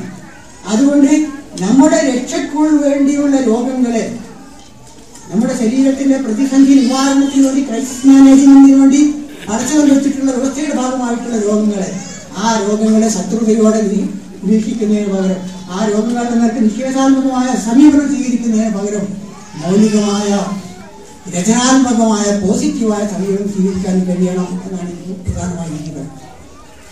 ഇവിടെയുള്ള സെക്കൻഡറി രോഗങ്ങൾ എന്ന് പറയുന്ന, അല്ലെങ്കിൽ ഗുരുതരമായ രോഗങ്ങൾ എന്ന് പറയുന്ന വിഭാഗത്തിൽപ്പെട്ട രോഗങ്ങളൊക്കെ തന്നെ, രോഗങ്ങളിൽ നല്ലൊരു ഭാഗം ഞാൻ മനസ്സിലാക്കിയിട്ടുള്ളത് ഈ പ്രാഥമികമായ രോഗങ്ങൾ, നമ്മുടെ രക്ഷയ്ക്ക് വേണ്ടിയുള്ള രോഗങ്ങൾ എന്ന് നാം മനസ്സിലാക്കേണ്ട, വിലയിരുത്തേണ്ട രോഗങ്ങൾ, ആ രോഗങ്ങളുടെ നേരെ നാം നിഷേധാത്മകമായ നിലപാട് സ്വീകരിക്കുകയും തെറ്റായ ചികിത്സാ പദ്ധതികൾ സ്വീകരിക്കുകയും ഒക്കെ ചെയ്യുന്നതിന്റെ ഫലമായിട്ടുണ്ടാകുന്നതാണ് യഥാർത്ഥത്തിൽ മറ്റു പല രോഗങ്ങൾ. ആദ്യമേ തന്നെ നമ്മുടെ ആരോഗ്യ വീക്ഷണം ശരിയാണെന്നുണ്ടെങ്കിൽ ക്യാൻസർ നമ്മുടെ പിന്നാലെ വരികയില്ല, കിഡ്നി രോഗങ്ങൾ നമ്മുടെ പിന്നാലെ വരികയില്ല, ലിവർ രോഗങ്ങൾ നമ്മുടെ പിന്നാലെ വരികയില്ല, ഹൃദയ രോഗങ്ങൾ പിന്നാലെ വരികയില്ല. പടച്ച തമ്പുരാൻ ഈ അവയവങ്ങളൊക്കെ സൃഷ്ടിച്ചിരിക്കുന്നത് ഇടയ്ക്ക് വെച്ച് ബ്രേക്ക് ഡൗൺ ആകാൻ വേണ്ടിയല്ല. ഒരു വാഹനം ഓട്ടത്തിനിടയിൽ ബ്രേക്ക് ഡൗൺ ആവുന്നത് പോലെ ജീവിതയാത്രക്കിടയിൽ ഏത് സമയത്തും ഹൃദയം ബ്രേക്ക് ഡൗൺ ആകാം, ഏത് സമയത്തും കിഡ്നി ബ്രേക്ക് ഡൗൺ ആകാം, ഏത് സമയത്തും ലിവർ ബ്രേക്ക് ഡൗൺ ആകാം. ആ തരത്തിൽ ഒരു തല്ലിപ്പൊളി വണ്ടിയായിട്ടല്ല, ഒരു തൊട്ടാവാടിയായിട്ടല്ല ദൈവം തമ്പുരാൻ മനുഷ്യന്റെ ശരീരം സംവിധാനിച്ചിട്ടുള്ളത്. ജീവിതത്തിന്റെ ഏത് ഘട്ടത്തിലും കൊള്ളാവുന്ന ജീവിത വീക്ഷണം സ്വീകരിക്കുകയാണെങ്കിൽ ഗുരുതരമായ ആരോഗ്യ പ്രതിസന്ധികൾ നേരിടാതെ മുന്നോട്ട് പോകാൻ കഴിയും എന്നൊരു മൗലികമായ സത്യമാണ്. ഞാൻ എൻ്റെ സ്വന്തം ജീവിതത്തിലൂടെ ഞാൻ അനുഭവിച്ചതിന്റെ സത്യമാണ്. മറ്റു ധാരാളം ആളുകളുടെ ലേഖനങ്ങളിലൂടെയും പഠനങ്ങളിലൂടെയും മനസ്സിലാക്കിയിട്ടുള്ള സത്യമാണ്. നിങ്ങൾ ആ വിഷയമായി അത് ഞാൻ പറഞ്ഞതൊക്കെ അപ്പോൾ മനസ്സിലാക്കാനോ അംഗീകരിക്കാനോ പ്രയാസം ഉണ്ടാകും. എങ്കിലും നിങ്ങൾ ഈ കണ്ണൻ മുണ്ടൻ ചികിത്സകൾ, ഫ്രാഗ്മെന്റഡ് തെറാപ്പിക്ക് പകരം ഒരു സമഗ്രമായ ഒരു ആരോഗ്യ ദർശനം, സമഗ്രമായ ഒരു ആരോഗ്യ വീക്ഷണം, അതുമായിട്ട് മുന്നോട്ട് പോകുന്നതിന്റെ അഭൂതപൂർവമായ നേട്ടങ്ങളെ സംബന്ധിച്ച് ചിന്തിക്കാനുള്ള ഒരു ഉദാരതയെങ്കിലും അതിനുള്ള സന്മനസ്സെങ്കിലും നിങ്ങളുടെ ഭാഗത്ത് നിന്ന് ഞാൻ പ്രതീക്ഷിക്കുന്നു. നിങ്ങൾ മൗലികമായി ചിന്തിക്കേണ്ട പഠനങ്ങൾ നടത്തേണ്ട ഒരു മേഖലയാണെന്ന് ഞാൻ കരുതുന്നു. ഞാൻ എൻ്റെ സംസാരം കൂടുതൽ എടുത്തുകൊണ്ട് പോകുന്നില്ല. ഇതുമായിട്ട് ബന്ധപ്പെട്ട് വിശദീകരിക്കേണ്ട ഒരുപാട് വിഷയങ്ങളുണ്ട്. ഞാൻ ഒരു പുസ്തകത്തെ സംബന്ധിച്ചും കൂടി ഈ സമയത്ത് നിങ്ങൾ ഓർമ്മിക്കുന്നു.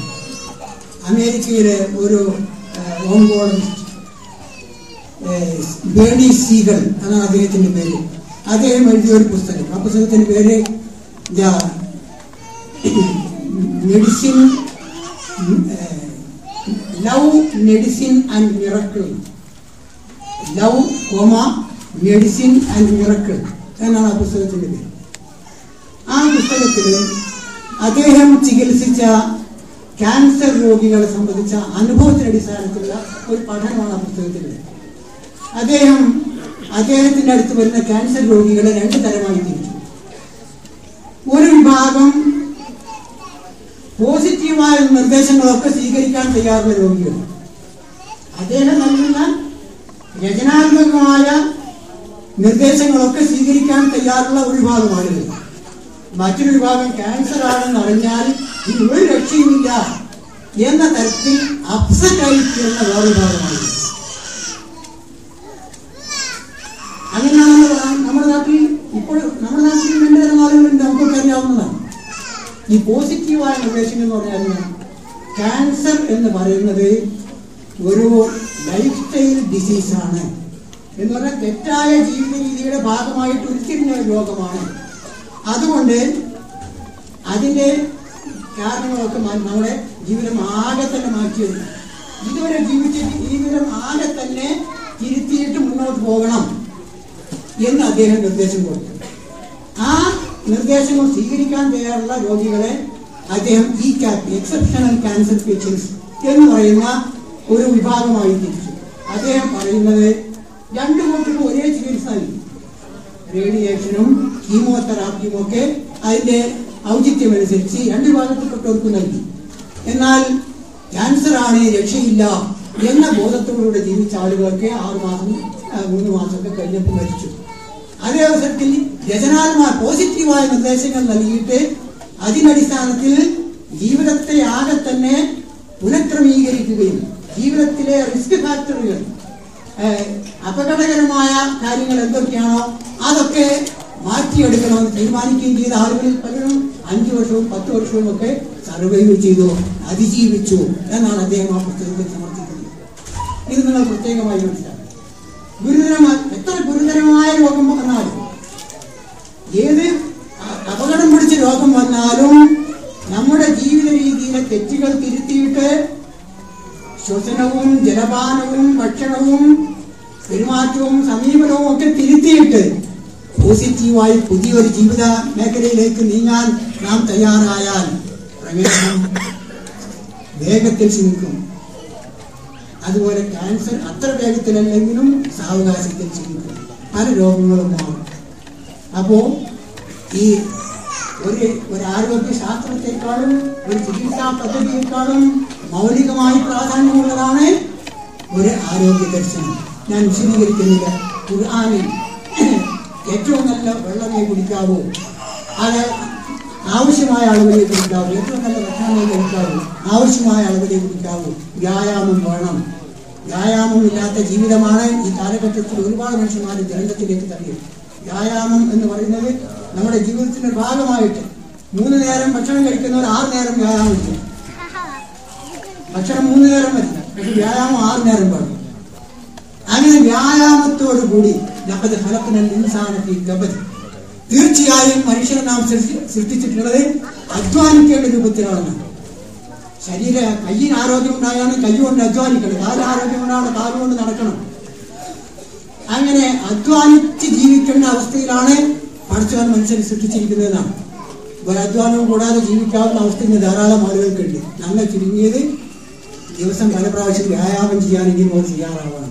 എങ്കിൽ അവർക്ക് ഭാവിയുടെ പ്രതീക്ഷയുണ്ട്. ഇതിൻ്റെ ഒക്കെ പറഞ്ഞതിന് വേറൊരു വശമുണ്ട്. ജീവിത സായാഹ്നത്തില് ജീവിതത്തോട് വെറുത്ത്, ഭാര്യയോട് വെറുത്ത്, ഭർത്താവിനോട് വെറുത്ത്, സമൂഹത്തോട് വെറുത്ത്, അടച്ചതമ്പുരാനെയും വെറുത്ത് അങ്ങനത്തെ അവസ്ഥയിൽ മരിച്ചു പോകേണ്ടി വരിക എന്ന് പറഞ്ഞാൽ അത് ആത്മീയമായ ദുരന്തമാണ്. ശാരീരിക ദുരന്തത്തിന് പുറമെ ആത്മീയമായ ദുരന്തമാണ്. ഖുർആൻ പറയുന്നത്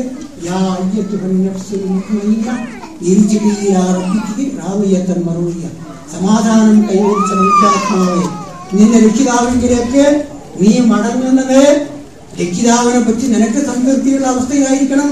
രക്ഷിതാവിന് നിന്നെ പറ്റി സംതൃപ്തിയുള്ള അവസ്ഥയാണ്. സംതൃപ്തനും സംപ്രീതനുമായിക്കൊണ്ട് ഈ ലോകത്തു നിന്നും തിരിച്ചു പോകാൻ കഴിയണം. പല തരത്തിലുള്ള രോഗങ്ങളുടെ മാറാപ്പും പേറിയിട്ട് ഒരുപാട് വയറുകളുടെ നടുവില് വെന്റിലേറ്ററിന്റെയും മറ്റു പലതിന്റെയും നടുവിൽ കിടന്നിട്ട് ആകെക്കൂടി അങ്ങേയറ്റം അസ്വസ്ഥമായ മനസ്സോടുകൂടെ, പ്രക്ഷുബ്ധമായ മനസ്സോടെ, വെറുപ്പുകൾ തളം കെട്ടി നിൽക്കുന്ന മനസ്സോടുകൂടെ ഈ ലോകത്ത് നിന്ന് പോകുന്ന അവസ്ഥയാണോ വിശ്വാസിക്കുണ്ടാകേണ്ടത്? അല്ല. സ്വന്തത്തെ പറ്റി, പടച്ചവനെ പറ്റി, സമൂഹത്തെ സംബന്ധിച്ച് നല്ല ധാരണയോടുകൂടി സംതൃപ്തിയോടെ സംപ്രീതാവസ്ഥയിൽ ജീവിതത്തോട് വിടവാങ്ങാൻ കഴിയണം. അതിനും ആരോഗ്യകരമായ ആരോഗ്യ വീക്ഷണം വേണം എന്ന് മാത്രം പറഞ്ഞുകൊണ്ട് ഞാൻ എൻ്റെ വാക്കുകൾ അവസാനിപ്പിക്കുകയും പലതും പറയാൻ അവസരം ലഭിച്ചിട്ടില്ല. ഒരുപക്ഷെ പലതിലൂടെ തെറ്റുകൾ പറ്റിയിട്ടുണ്ടാവാം. എന്തായിരുന്നാലും ഈ വിഷയമായി ഇനിമേൽ മൗലികമായ ഒരു ചിന്ത നിങ്ങളുടെ ഭാഗത്തു നിന്ന് ഉണ്ടാകണം എന്ന് അഭ്യർത്ഥിക്കുകയും ഉണ്ടാകും എന്ന് പ്രത്യാശിക്കുകയും ചെയ്തുകൊണ്ട് എൻ്റെ വാക്കുകൾ അവസാനിപ്പിക്കുന്നു.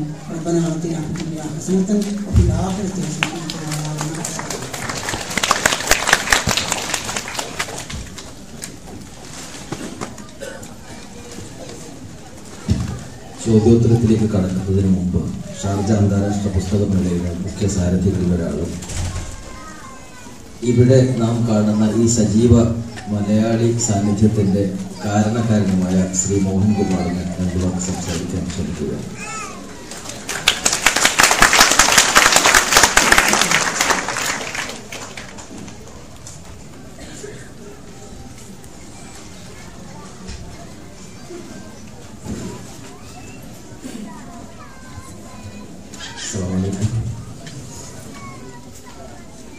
ഇത്രയും ജ്ഞാനിയായിട്ടുള്ള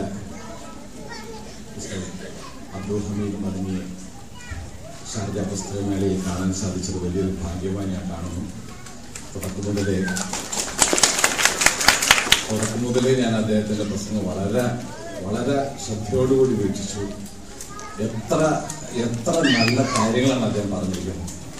ജീവിതത്തിൽ പച്ചയായ മനുഷ്യൻ മനസ്സിലാക്കേണ്ട യാഥാർത്ഥ്യങ്ങൾ മാത്രമാണ് അദ്ദേഹം പറഞ്ഞിരിക്കുന്നത്. അപ്പോൾ ഈ ഖുർആനെ ബേസ് ചെയ്തുകൊണ്ട് അദ്ദേഹം പറഞ്ഞിട്ടുള്ള കാര്യങ്ങളെല്ലാം തന്നെ നമ്മുടെ ജീവിതത്തിൽ ഓരോ ദിവസവും ഓരോ നിമിഷവും മറക്കാതെ സൂക്ഷിച്ചു വെക്കേണ്ട ഓരോ മുത്തുകളായിട്ടാണ് എനിക്ക് തോന്നുന്നത്. വളരെ നന്ദിയുണ്ട് അദ്ദേഹത്തോട്. ഞാൻ പലപ്പോഴും ഇനി അദ്ദേഹത്തിന്റെ എല്ലാ പുസ്തകങ്ങളും വായിക്കാൻ ഞാൻ തീരുമാനിച്ചു കഴിഞ്ഞു. വളരെ സന്തോഷമുണ്ട് ഇത്തരം ഒരു പ്രസംഗം ഷാർജ പുസ്തകമേളയിൽ ഇങ്ങനെ ഒരു മറഞ്ഞ വേദിയിൽ ഞങ്ങൾക്ക് ചെയ്യാൻ സാധിച്ചത് അദ്ദേഹത്തിലൂടെ. ഞാൻ പലപ്പോഴും ഒരുപാട് റംസാൻ മാസത്തിൽ നോമ്പ് തുറക്കാൻ പോകുന്നതാണ്. ഇദ്ദേഹത്തിന്റെ പറഞ്ഞതിന്റെ ഒരു വാൽകഷ്ണം പോലെ ഞാൻ പറയാണ്. പലപ്പോഴും ഞാൻ ശ്രദ്ധിച്ചിട്ടുള്ളത് കഴിക്കുന്ന ഭക്ഷണത്തിന്റെ ഒരു ക്വാളിറ്റിയാണ്. അദ്ദേഹം ആദ്യം പറഞ്ഞിട്ടുള്ളത് പൊരിച്ചതും വറുത്തതും കഴിക്കാൻ പാടില്ല എന്നാണ്. പക്ഷെ നോമ്പ് തുറക്കുന്ന പല വേദികളിലും ഞാൻ കണ്ടിട്ടുള്ളത് പഴം പൊരിച്ചതും മറ്റ് ഇതുപോലുള്ള സാധനങ്ങൾ. നമ്മുടെ ഇവിടെയുള്ള ഷാർജയിലുള്ള എല്ലാ കടകളിലും വൈകുന്നേരം 3-3:30 ആകുമ്പോഴത്തേക്കും ഈ സാധനങ്ങളൊക്കെ ഉണ്ടാകും. എന്റെ ഒരു വിവിധമായ അപേക്ഷ ഈ ഒരു സാധനം ഒരൊറ്റ സാധനം മേടിക്കാൻ പാടില്ല എന്നാണ്. അദ്ദേഹം പറഞ്ഞതിന്റെ ഘടകവിരുദ്ധമായിട്ടുള്ള ഭക്ഷണമാണ് നോമ്പ് തുറക്കുമ്പോൾ. പ്രത്യേകിച്ച് രാവിലെ മുതൽ വൈകുന്നേരം വരെ നമ്മൾ വ്രതത്തിൽ നിൽക്കുന്ന ഒരാളുടെ വയറ്റിലേക്ക് പെട്ടെന്ന് പൊരിച്ചതും വറുത്തതുമായിട്ടുള്ള സാധനങ്ങൾ ചെല്ലുമ്പോൾ ഉണ്ടാവുന്ന ഒരു ഒരു ഒരു അസ്വസ്ഥത, ഒരു പ്രശ്നം എന്ന് പറഞ്ഞാല് അദ്ദേഹം പറഞ്ഞത് തന്നെയാണ്, പെട്ടെന്ന് സംഗതി പ്രശ്നത്തിലേക്ക് പോകും. അപ്പൊ അത് വരാതിരിക്കണമെങ്കിൽ അദ്ദേഹം പറഞ്ഞിട്ടുള്ള ഓരോ വാക്കുകളും ഇത് റെക്കോർഡ് ചെയ്തിട്ടുള്ള വീഡിയോ കിട്ടാണ്. നിങ്ങൾ ഇടയ്ക്കിടയ്ക്ക് ഇതിട്ട് കേൾക്കുക. അദ്ദേഹത്തിന്റെ അദ്ദേഹത്തിന്റെ പുസ്തകങ്ങൾ വായിക്കുക. എനിക്ക് തോന്നുന്നു അദ്ദേഹത്തിന്റെ എല്ലാ പുസ്തകങ്ങളിലും ഇങ്ങനെയുള്ള ആരോഗ്യകരമായിട്ടുള്ള കാര്യങ്ങൾ ഉണ്ടാവും എന്നാണ് ഞാൻ എന്തായാലും അത് മനസ്സിലാക്കാൻ പോവുകയാണ് കൂടുതലായിട്ട്. അപ്പൊ എല്ലാവരോടും വളരെ നന്ദിയുണ്ട്. ഷാർജ പുസ്തകമേളയിൽ ഇന്ന് നിങ്ങൾ പുറത്ത് കണ്ടു. എന്തൊരു ബഹളാണ്, എന്തൊരു തിരക്കാണ്. മനസ്സും കണ്ണും നിറയുന്ന തരത്തിലുള്ള സംഘാടകരായ ഞങ്ങൾക്ക് മനസ്സും കണ്ണും നിറയുന്ന തരത്തിലുള്ള ഒരു ജനക്കൂട്ടാണ് ഇന്നൊക്കെ ഇവിടെ കണ്ടത്. ഷെയ്ഖ് സുൽത്താനോട്, ഷാർജ ഭരണാധികാരിയായ ഷെയ്ഖ് സുൽത്താൻ ബിൻ കാസിമി, അദ്ദേഹത്തോട് എത്ര നന്ദി പറഞ്ഞാലാണ് മതിയാവുക എനിക്കറിയില്ല. പക്ഷെ ആ വായന എന്ന ഒരു ശീലം നമ്മളിലേക്ക് കൊണ്ടുവരാൻ അദ്ദേഹം നടത്തുന്ന പ്രയത്നം അത് മനസ്സിലാക്കണം. അതിനനുസരിച്ചിട്ട് നമ്മൾ പ്രതികരിക്കണം. കഴിയുന്നത്ര പുസ്തകങ്ങൾ, നല്ല പുസ്തകങ്ങൾ പലതുമുണ്ട് മാർക്കറ്റ്. പക്ഷെ നല്ല പുസ്തകങ്ങൾ വായിക്കണം, മനസ്സിലാക്കണം. അതിനനുസരിച്ച് ജീവിതത്തെ പാകപ്പെടുത്തിയെടുക്കണം. നമ്മുടെ പ്രാസംഗം പറഞ്ഞതുപോലെ അദ്ദേഹത്തിന്റെ വാക്കുകൾ അനുസരിക്കുക, അതുപോലെ ജീവിക്കാൻ ശ്രമിക്കുക. അത്ര എനിക്ക് പറയാനുള്ള വളരെ സന്തോഷം. നന്ദി.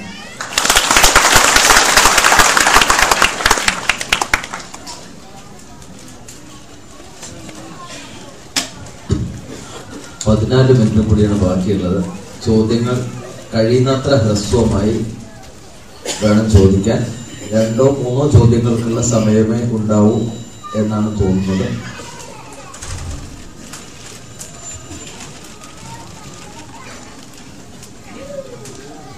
ചോദ്യം ആവശ്യമുള്ളവർ എണീറ്റ് നിന്നാൽ മൈക്ക് നൽകുന്നതാണ്.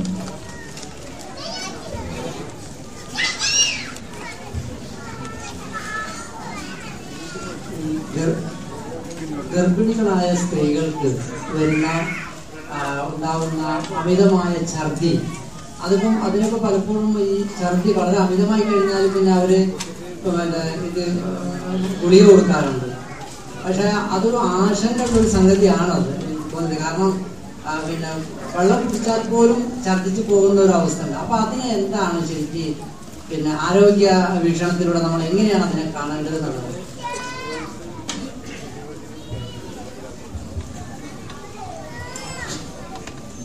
ഇത് വളരെ മൗലികമായ വിഷയമാണ്.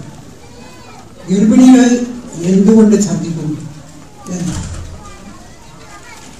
നാം ഒരു കാര്യം മനസ്സിലാക്കണം. ഗർഭാശയത്തില് ഭ്രൂണം ആദ്യമായിട്ട് വളരാൻ ആരംഭിക്കും. ഈ ഭ്രൂണം എന്ന് പറയുന്നത് ഭാഗികമായി അന്യവസ്തുവാണ്.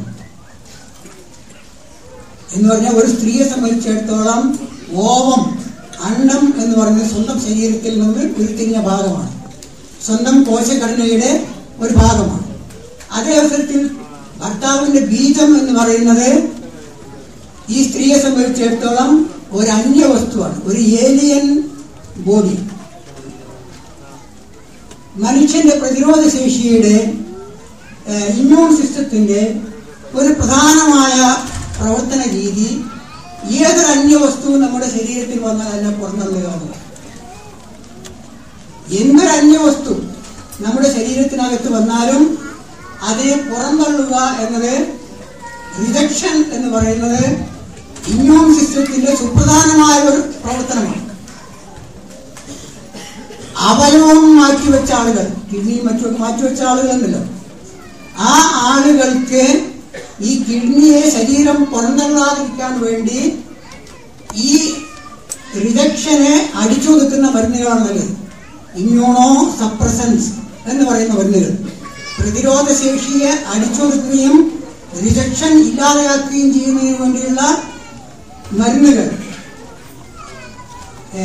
പുറന്തള്ളലിനെ ചെറുത്തു നിൽക്കുന്നതിനുള്ള മരുന്നുകൾ. ഇമ്മ്യൂൺ സിസ്റ്റത്തിന്റെ ഒരു പ്രോസസ്സാണ് പുറന്തള്ളൽ.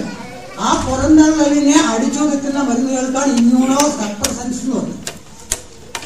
അത്തരം മരുന്നുകളൊക്കെ തന്നെയും കുറഞ്ഞ അളവിൽ ദോഷം ചെയ്യാത്തതും നിരന്തരമായി ഉപയോഗിച്ചാൽ പാർശ്വഫലങ്ങൾ ഉണ്ടാക്കുന്നതുമാണ്. ഈ ഭ്രൂണത്തെ ഗർഭാശയം പുറന്തള്ളാതിരിക്കണമെന്നുണ്ടെങ്കിൽ ഭാഗികമായി ഏലിയൻ ബോഡിയായ അന്യ വസ്തുവായ ഈ ഭ്രൂണത്തെ ഗർഭാശയം പുറന്തള്ളാതിരിക്കണമെന്നുണ്ടെങ്കിൽ എന്ത് വേണമെന്നറിയോ? ഈ സ്ത്രീയുടെ പ്രതിരോധ ശേഷി അല്പം ഒന്ന് കുറയണം. ഇമ്മ്യൂൺ സിസ്റ്റം അല്പം ഒന്ന് സപ്രസ് ചെയ്യപ്പെടണം. അതെങ്ങനെയാണ്? ഗുളികകൾ മുഖേനയല്ല. പിന്നെ ശരീരത്തിൽ ഉണ്ടാകുന്ന ഊർജം, ഭക്ഷണത്തിലൂടെ ലഭിക്കുന്ന ഊർജം, ഊർജ്ജസ്വലത എന്ന് പറയുന്നത് അതല്പം കുറയണം.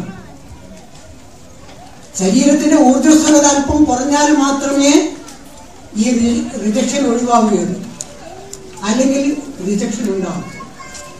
അപ്പൊ ശരീരത്തിന്റെ ഊർജ്ജസ്വലത ഒരല്പം ഒതുക്കി നിർത്തുന്നതിന് വേണ്ടിയുള്ള പ്രകൃതിയായുള്ള പടച്ചതമ്പുരാന്റെ സംവിധാനമാണ് ഗർഭിണിയുടെ ഛർദി. ആ ഛർദിയുടെ നേർക്ക് നമ്മുടെ മനോഭാവം വളരെ വിഷമകരമാകുമ്പോഴാണ് അത് മൂർധന്യാവസ്ഥയിൽ. ഇതിനൊരു സ്വാഭാവിക പ്രക്രിയയായിട്ട് ഇമ്മ്യൂൺ സിസ്റ്റത്തെ ഒരല്പം ഒന്ന് സപ്രസ് ചെയ്യുന്നതിന് വേണ്ടിയുള്ള പ്രകൃതിയാവുള്ള ഒരു പ്രവർത്തനം എന്ന നിലയിൽ അതിനെ വീക്ഷിക്കുകയാണെന്നുണ്ടെങ്കിൽ അതുകൊണ്ടുള്ള മാനസിക പ്രയാസങ്ങളും ശാരീരിക പ്രയാസങ്ങളും കുറയും. പിന്നെ വളരെ കൂടുതൽ ഭക്ഷണം ദിവസേന കഴിച്ചേ തീരൂ എന്നൊരു നിർബന്ധം വേണ്ടതില്ല. കുറച്ച് ദിവസങ്ങളിലേക്ക് മിതമായ ആഹാരം മതി എന്ന ഒരു തീരുമാനം എടുത്താൽ ഒരു കുഴപ്പവും വരാൻ പോകുന്നില്ല. അപ്പോ വെള്ളം കുടിച്ചാൽ പോലും ഛർദിക്കുന്നു എന്നൊക്കെയുള്ള ധാരണ ശരിയല്ല.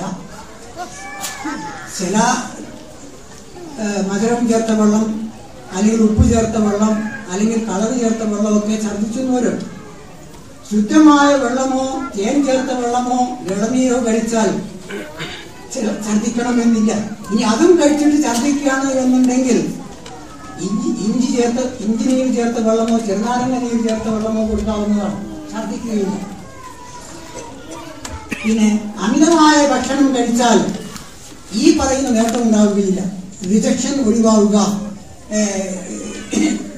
അബോർഷൻ ഒഴിവാവുക എന്ന ആ നേട്ടം ഉണ്ടാവുകയില്ല. അപ്പൊ അതുകൊണ്ട് ഗർഭിണിയുടെ ഛർദി എന്ന് പറയുന്നത് പ്രകൃതി ആവശ്യമുള്ള ഒരു കാര്യമാണ്. അതിന്റെ ദോഷഫലങ്ങളും അതിന്റെ വിഷമങ്ങളും ഒക്കെ നമ്മുടെ മനോഭാവത്തെയും നമ്മുടെ സമീപനത്തെയും ആശ്രയിച്ചിരിക്കും എന്ന് മാത്രമേ ഞാനിപ്പോൾ പറയുന്നു. പിന്നെ ഇവിടെ കിട്ടിയിട്ടുള്ള മറ്റു ചോദ്യങ്ങൾ, യൂറിൻ തെറാപ്പി സജീവ പരിഗണനയ്ക്ക് വിധേയമാകേണ്ടതാണോ? സർവ്വരോഗ ശമനമായി യൂറിൻ ഫലപ്രദമാണോ? ഞാൻ ഈ വിഷയത്തെ സംബന്ധിച്ച് സൂക്ഷ്മമായി പഠിച്ചിട്ടുണ്ട്. പക്ഷെ എൻ്റെ ഒരു ധാരണ ശരിയാണോ തെറ്റാണോ എന്ന് എനിക്ക് ഉറപ്പ് പറയാൻ കഴിയില്ല. ഞാൻ മനസ്സിലാക്കുന്നത് നമ്മുടെ ശരീരത്തിൻ്റെ ഡീടോക്സിഫിക്കേഷൻ്റെ ഭാഗമായിട്ട് ശരീരം പുറന്തള്ളുന്ന സാധനമാണ് മൂത്രം. നമ്മുടെ ശരീരത്തിൽ നിന്ന് പുറന്തള്ളപ്പെടേണ്ട സാധനമാണ്. വിസർജ്യം എന്ന് പറഞ്ഞാൽ ഉപേക്ഷിക്കപ്പെടേണ്ട, ശരീരത്തിൽ നിന്ന് തള്ളപ്പെടേണ്ട സാധനമാണ് വിസർജ്യം. മലവും മൂത്രവും ഒക്കെ അതുപോലെ തന്നെ ഒരേപോലെ തന്നെയുള്ള വിസർജ്യമാണ്.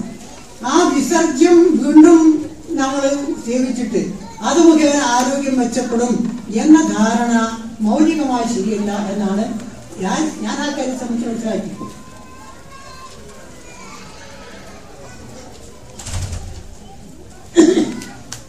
അടുത്ത ചോദ്യം ചോദിക്കാനുള്ള അവസരം സ്ത്രീകൾക്കാണ്. സ്ത്രീകൾക്കുള്ള മൈക്ക അവിടെ ലഭിക്കുന്നതാണ്. മനുഷ്യ തലച്ചോറും മനുഷ്യ ഹൃദയവും ബന്ധപ്പെടുത്തിക്കൊണ്ട് ഉള്ളൊരു ചോദ്യമാണ് എന്നത്. അഥവാ മനുഷ്യ തലച്ചോറാണ് ചിന്തയുടെയും ഹ്യൂമൻ ബ്രെയിൻ, ചിന്ത, പഠനം, ആലോചന ഈ വിഷയങ്ങളുമായി ബന്ധപ്പെടുത്തി ആധുനിക ശാസ്ത്രം അതുമായിട്ടാണ് കൂടുതൽ കണക്ട് ചെയ്തിട്ടുള്ള പഠനങ്ങൾ ഉള്ളത്. അതേസമയം ഹ്യൂമൻ ഹാർട്ടിനെ ബേസ് ചെയ്തിട്ടാണ് അള്ളാഹു വിശുദ്ധ ഖുർആനിൽ പറയുന്നത് ഖുർആൻ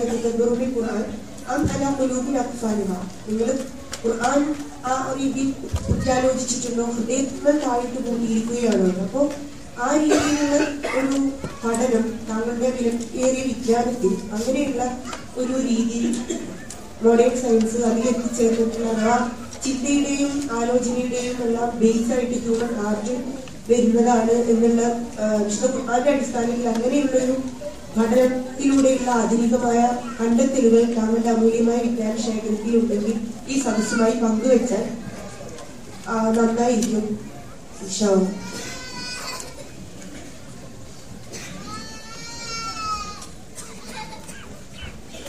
ഈ വിഷയവുമായി പല കാലത്തും ഖുർആൻ വ്യാഖ്യാതാക്കളും പണ്ഡിതന്മാരുമൊക്കെ പല വിശകലനങ്ങൾ നടത്തിയിട്ടുണ്ട്. അതൊക്കെ ഇവിടെ വിശദീകരിക്കാൻ സമയം പോരാ. പക്ഷെ ഞാൻ മനസ്സിലാക്കിയ ഒരു കാര്യം, ഒന്ന്, മനസ്സ് എന്നത് ചിന്ത ഒരു വിഷയമാണ്, ഓർമ്മ ഒരു വിഷയമാണ്, ബുദ്ധിശക്തി ഒരു വിഷയമാണ്. എന്നാൽ മൈൻഡ് എന്നൊന്നുണ്ടല്ലോ, മനസ്സ് എന്നൊന്ന്, എനിക്ക് മനസ്സില്ല, എനിക്കത് ചെയ്യാൻ മനസ്സില്ല എന്ന് പറയുമ്പോൾ ഉദ്ദേശിക്കുന്ന ഒരു കാര്യമുണ്ടല്ലോ, അത് എന്താണ്, എവിടെയാണ്? Where is the seat of mind? Mind എന്ന് പറയുന്നതിന്റെ ആസ്ഥാനം എവിടെയാണ്? അത് ഇന്നും മനഃശാസ്ത്രമോ ശരീരശാസ്ത്രമോ ഖണ്ഡിതമായി നിർവചിച്ചിട്ടില്ല എന്നാണ് ഞാൻ മനസ്സിലാക്കുന്നത്. മറ്റൊന്ന്, ഒരു മനോരോഗ ചികിത്സ നടത്തുന്ന ഡോക്ടർ, ഞാൻ ഏതെങ്കിലും ഡോക്ടറെ ആക്ഷേപിക്കാൻ വേണ്ടി പറയുന്നതല്ല, ഒരു ഉദാഹരണം പറയാം. ഒരു മനോരോഗ ചികിത്സ നടത്തുന്ന ഡോക്ടർ, അദ്ദേഹത്തിന് മാനസികമായ ഒരു കുഴപ്പമില്ല എന്ന് പറഞ്ഞാൽ മനോരോഗത്തിന്റെ ഒരംശവും അദ്ദേഹത്തിനില്ല. അദ്ദേഹം പൂർണ്ണമായി മാനസികമായി ആരോഗ്യമുള്ള ആളാണ്. പക്ഷേ അദ്ദേഹം മെഡിക്കൽ കോളേജിലെ ഡോക്ടറാണ്, ശമ്പളം കിട്ടുന്ന ആളാണ്. പക്ഷെ ശമ്പളത്തിന്റെ പേരിൽ മാത്രം രോഗികൾക്ക് പൂർണ്ണ സേവനം നൽകാൻ അദ്ദേഹം തയ്യാറല്ല. കാര്യമായി കൈക്കൂലി കൊടുക്കുന്ന ആളുകൾക്ക് പൂർണ്ണമായ സേവനം അദ്ദേഹം അർപ്പിക്കാറുള്ളൂ. ഇവിടെ കുഴപ്പം എന്താണ്?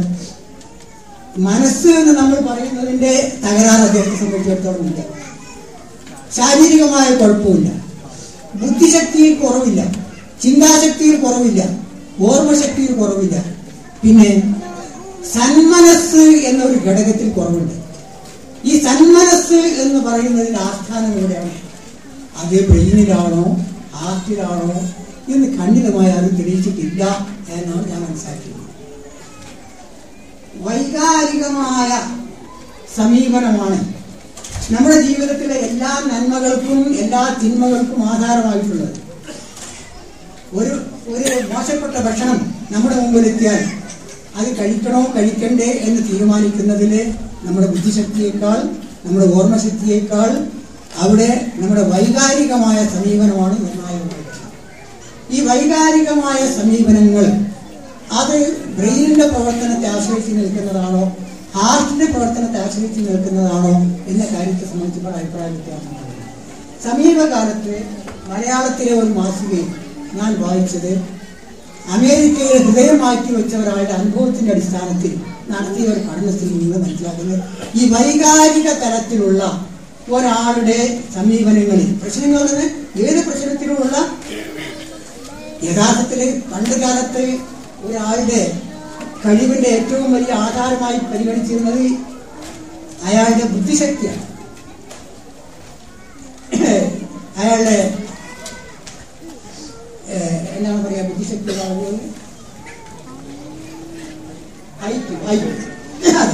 ഐക്യു ആണ്. ഒരാൾക്ക് പരമാവധി ഐക്യു ഉണ്ടെങ്കിൽ അവൻ മഹായോഗ്യൻ എന്നാണ് മുമ്പൊക്കെ ധരിച്ചിരുന്നത്. എന്നാൽ ഇന്ന് ഐക്യു എന്നതിനേക്കാൾ ഏറെ പേഴ്സണൽ മാനേജ്മെന്റ് രംഗത്ത് ഒരാളെ ഒരു ഉദ്യോഗത്തിന് ഒരു ഉയർന്ന തസ്തികകളൊക്കെ പരിഗണിക്കുന്നിടത്ത് ഐക്യുവിനോടൊപ്പമോ അല്ലെങ്കിൽ ഐക്യുവിനേക്കാൾ ഉപരിയായിട്ടോ EQ എന്ന ഘടകത്തിന് സ്ഥാനം നൽകുന്ന ഒരു അവസ്ഥാവിശേഷമാണ്. EQ എന്ന് പറഞ്ഞാൽ അയാളുടെ വൈകാരിക ക്ഷമതയാണ് ഉദ്ദേശിക്കുന്നത്.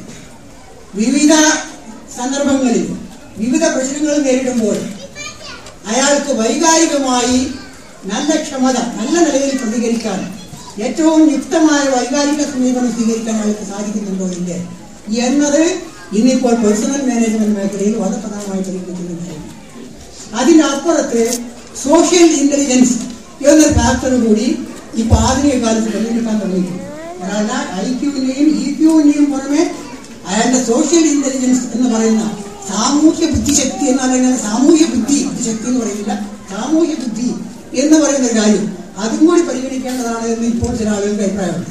എന്തായിരുന്നാലും ഞാൻ പറഞ്ഞത് ഈ IQ എന്നത് മസ്തിഷ്കവുമായി ഏറെ ബന്ധപ്പെട്ടതാണെങ്കിൽ EQ എന്നത് ഹൃദയവുമായി കൂടുതൽ ബന്ധപ്പെട്ടതാണ് എന്ന് ഹൃദയം മാറ്റിവെച്ച ആളുകളുടെ ജീവിതത്തെ സംബന്ധിച്ച് നടത്തിയ ചില പഠനങ്ങൾ, അമേരിക്കയിലും മറ്റൊക്കെ നല്ല പഠനങ്ങൾ തെളിയിച്ചിട്ടുള്ളതായി മലയാളത്തിലെ ഒരു ഇസ്ലാമും കമ്പാരിറ്റീവ് സ്റ്റഡിയൊക്കെ നടത്തുന്ന ഒരു പ്രസിദ്ധീകരണത്തിൽ ഞാൻ വായിച്ചു. ലേഖനം ഏത് ലക്കത്തിലെന്നോ മറ്റുള്ള കാര്യങ്ങൾ ഞാനിപ്പോൾ ഓർമ്മിക്കുന്നില്ല. അപ്പൊ ഏതായിരുന്നാലും ഈ വൈകാരിക തലം എന്ന് പറയുന്നതും അതുപോലെ ഈ ഹൃദയത്തിന്റെ കാര്യങ്ങൾ എന്ന് പറയുന്നതൊക്കെ കൂടുതൽ പഠനമറിയിക്കുന്ന വിഷയമാണ് എന്ന് ഞാൻ ഓർമ്മിക്കുന്ന വാക്കുകൾ ഞാൻ അവസാനിപ്പിക്കുന്നു. എൻ്റെ വാക്കുകൾ കേട്ട, എന്നെ ശ്രദ്ധിച്ച എല്ലാവർക്കും നന്ദി രേഖപ്പെടുത്തിക്കൊണ്ട് നമുക്കെല്ലാം പടച്ചതമ്പുരാൻ നല്ല ബുദ്ധിയും നല്ല ചിന്തയും നല്ല സമീപനവും സ്വീകരിക്കാൻ അനുഗ്രഹം നൽകട്ടെ എന്ന് പ്രാർത്ഥിച്ചു.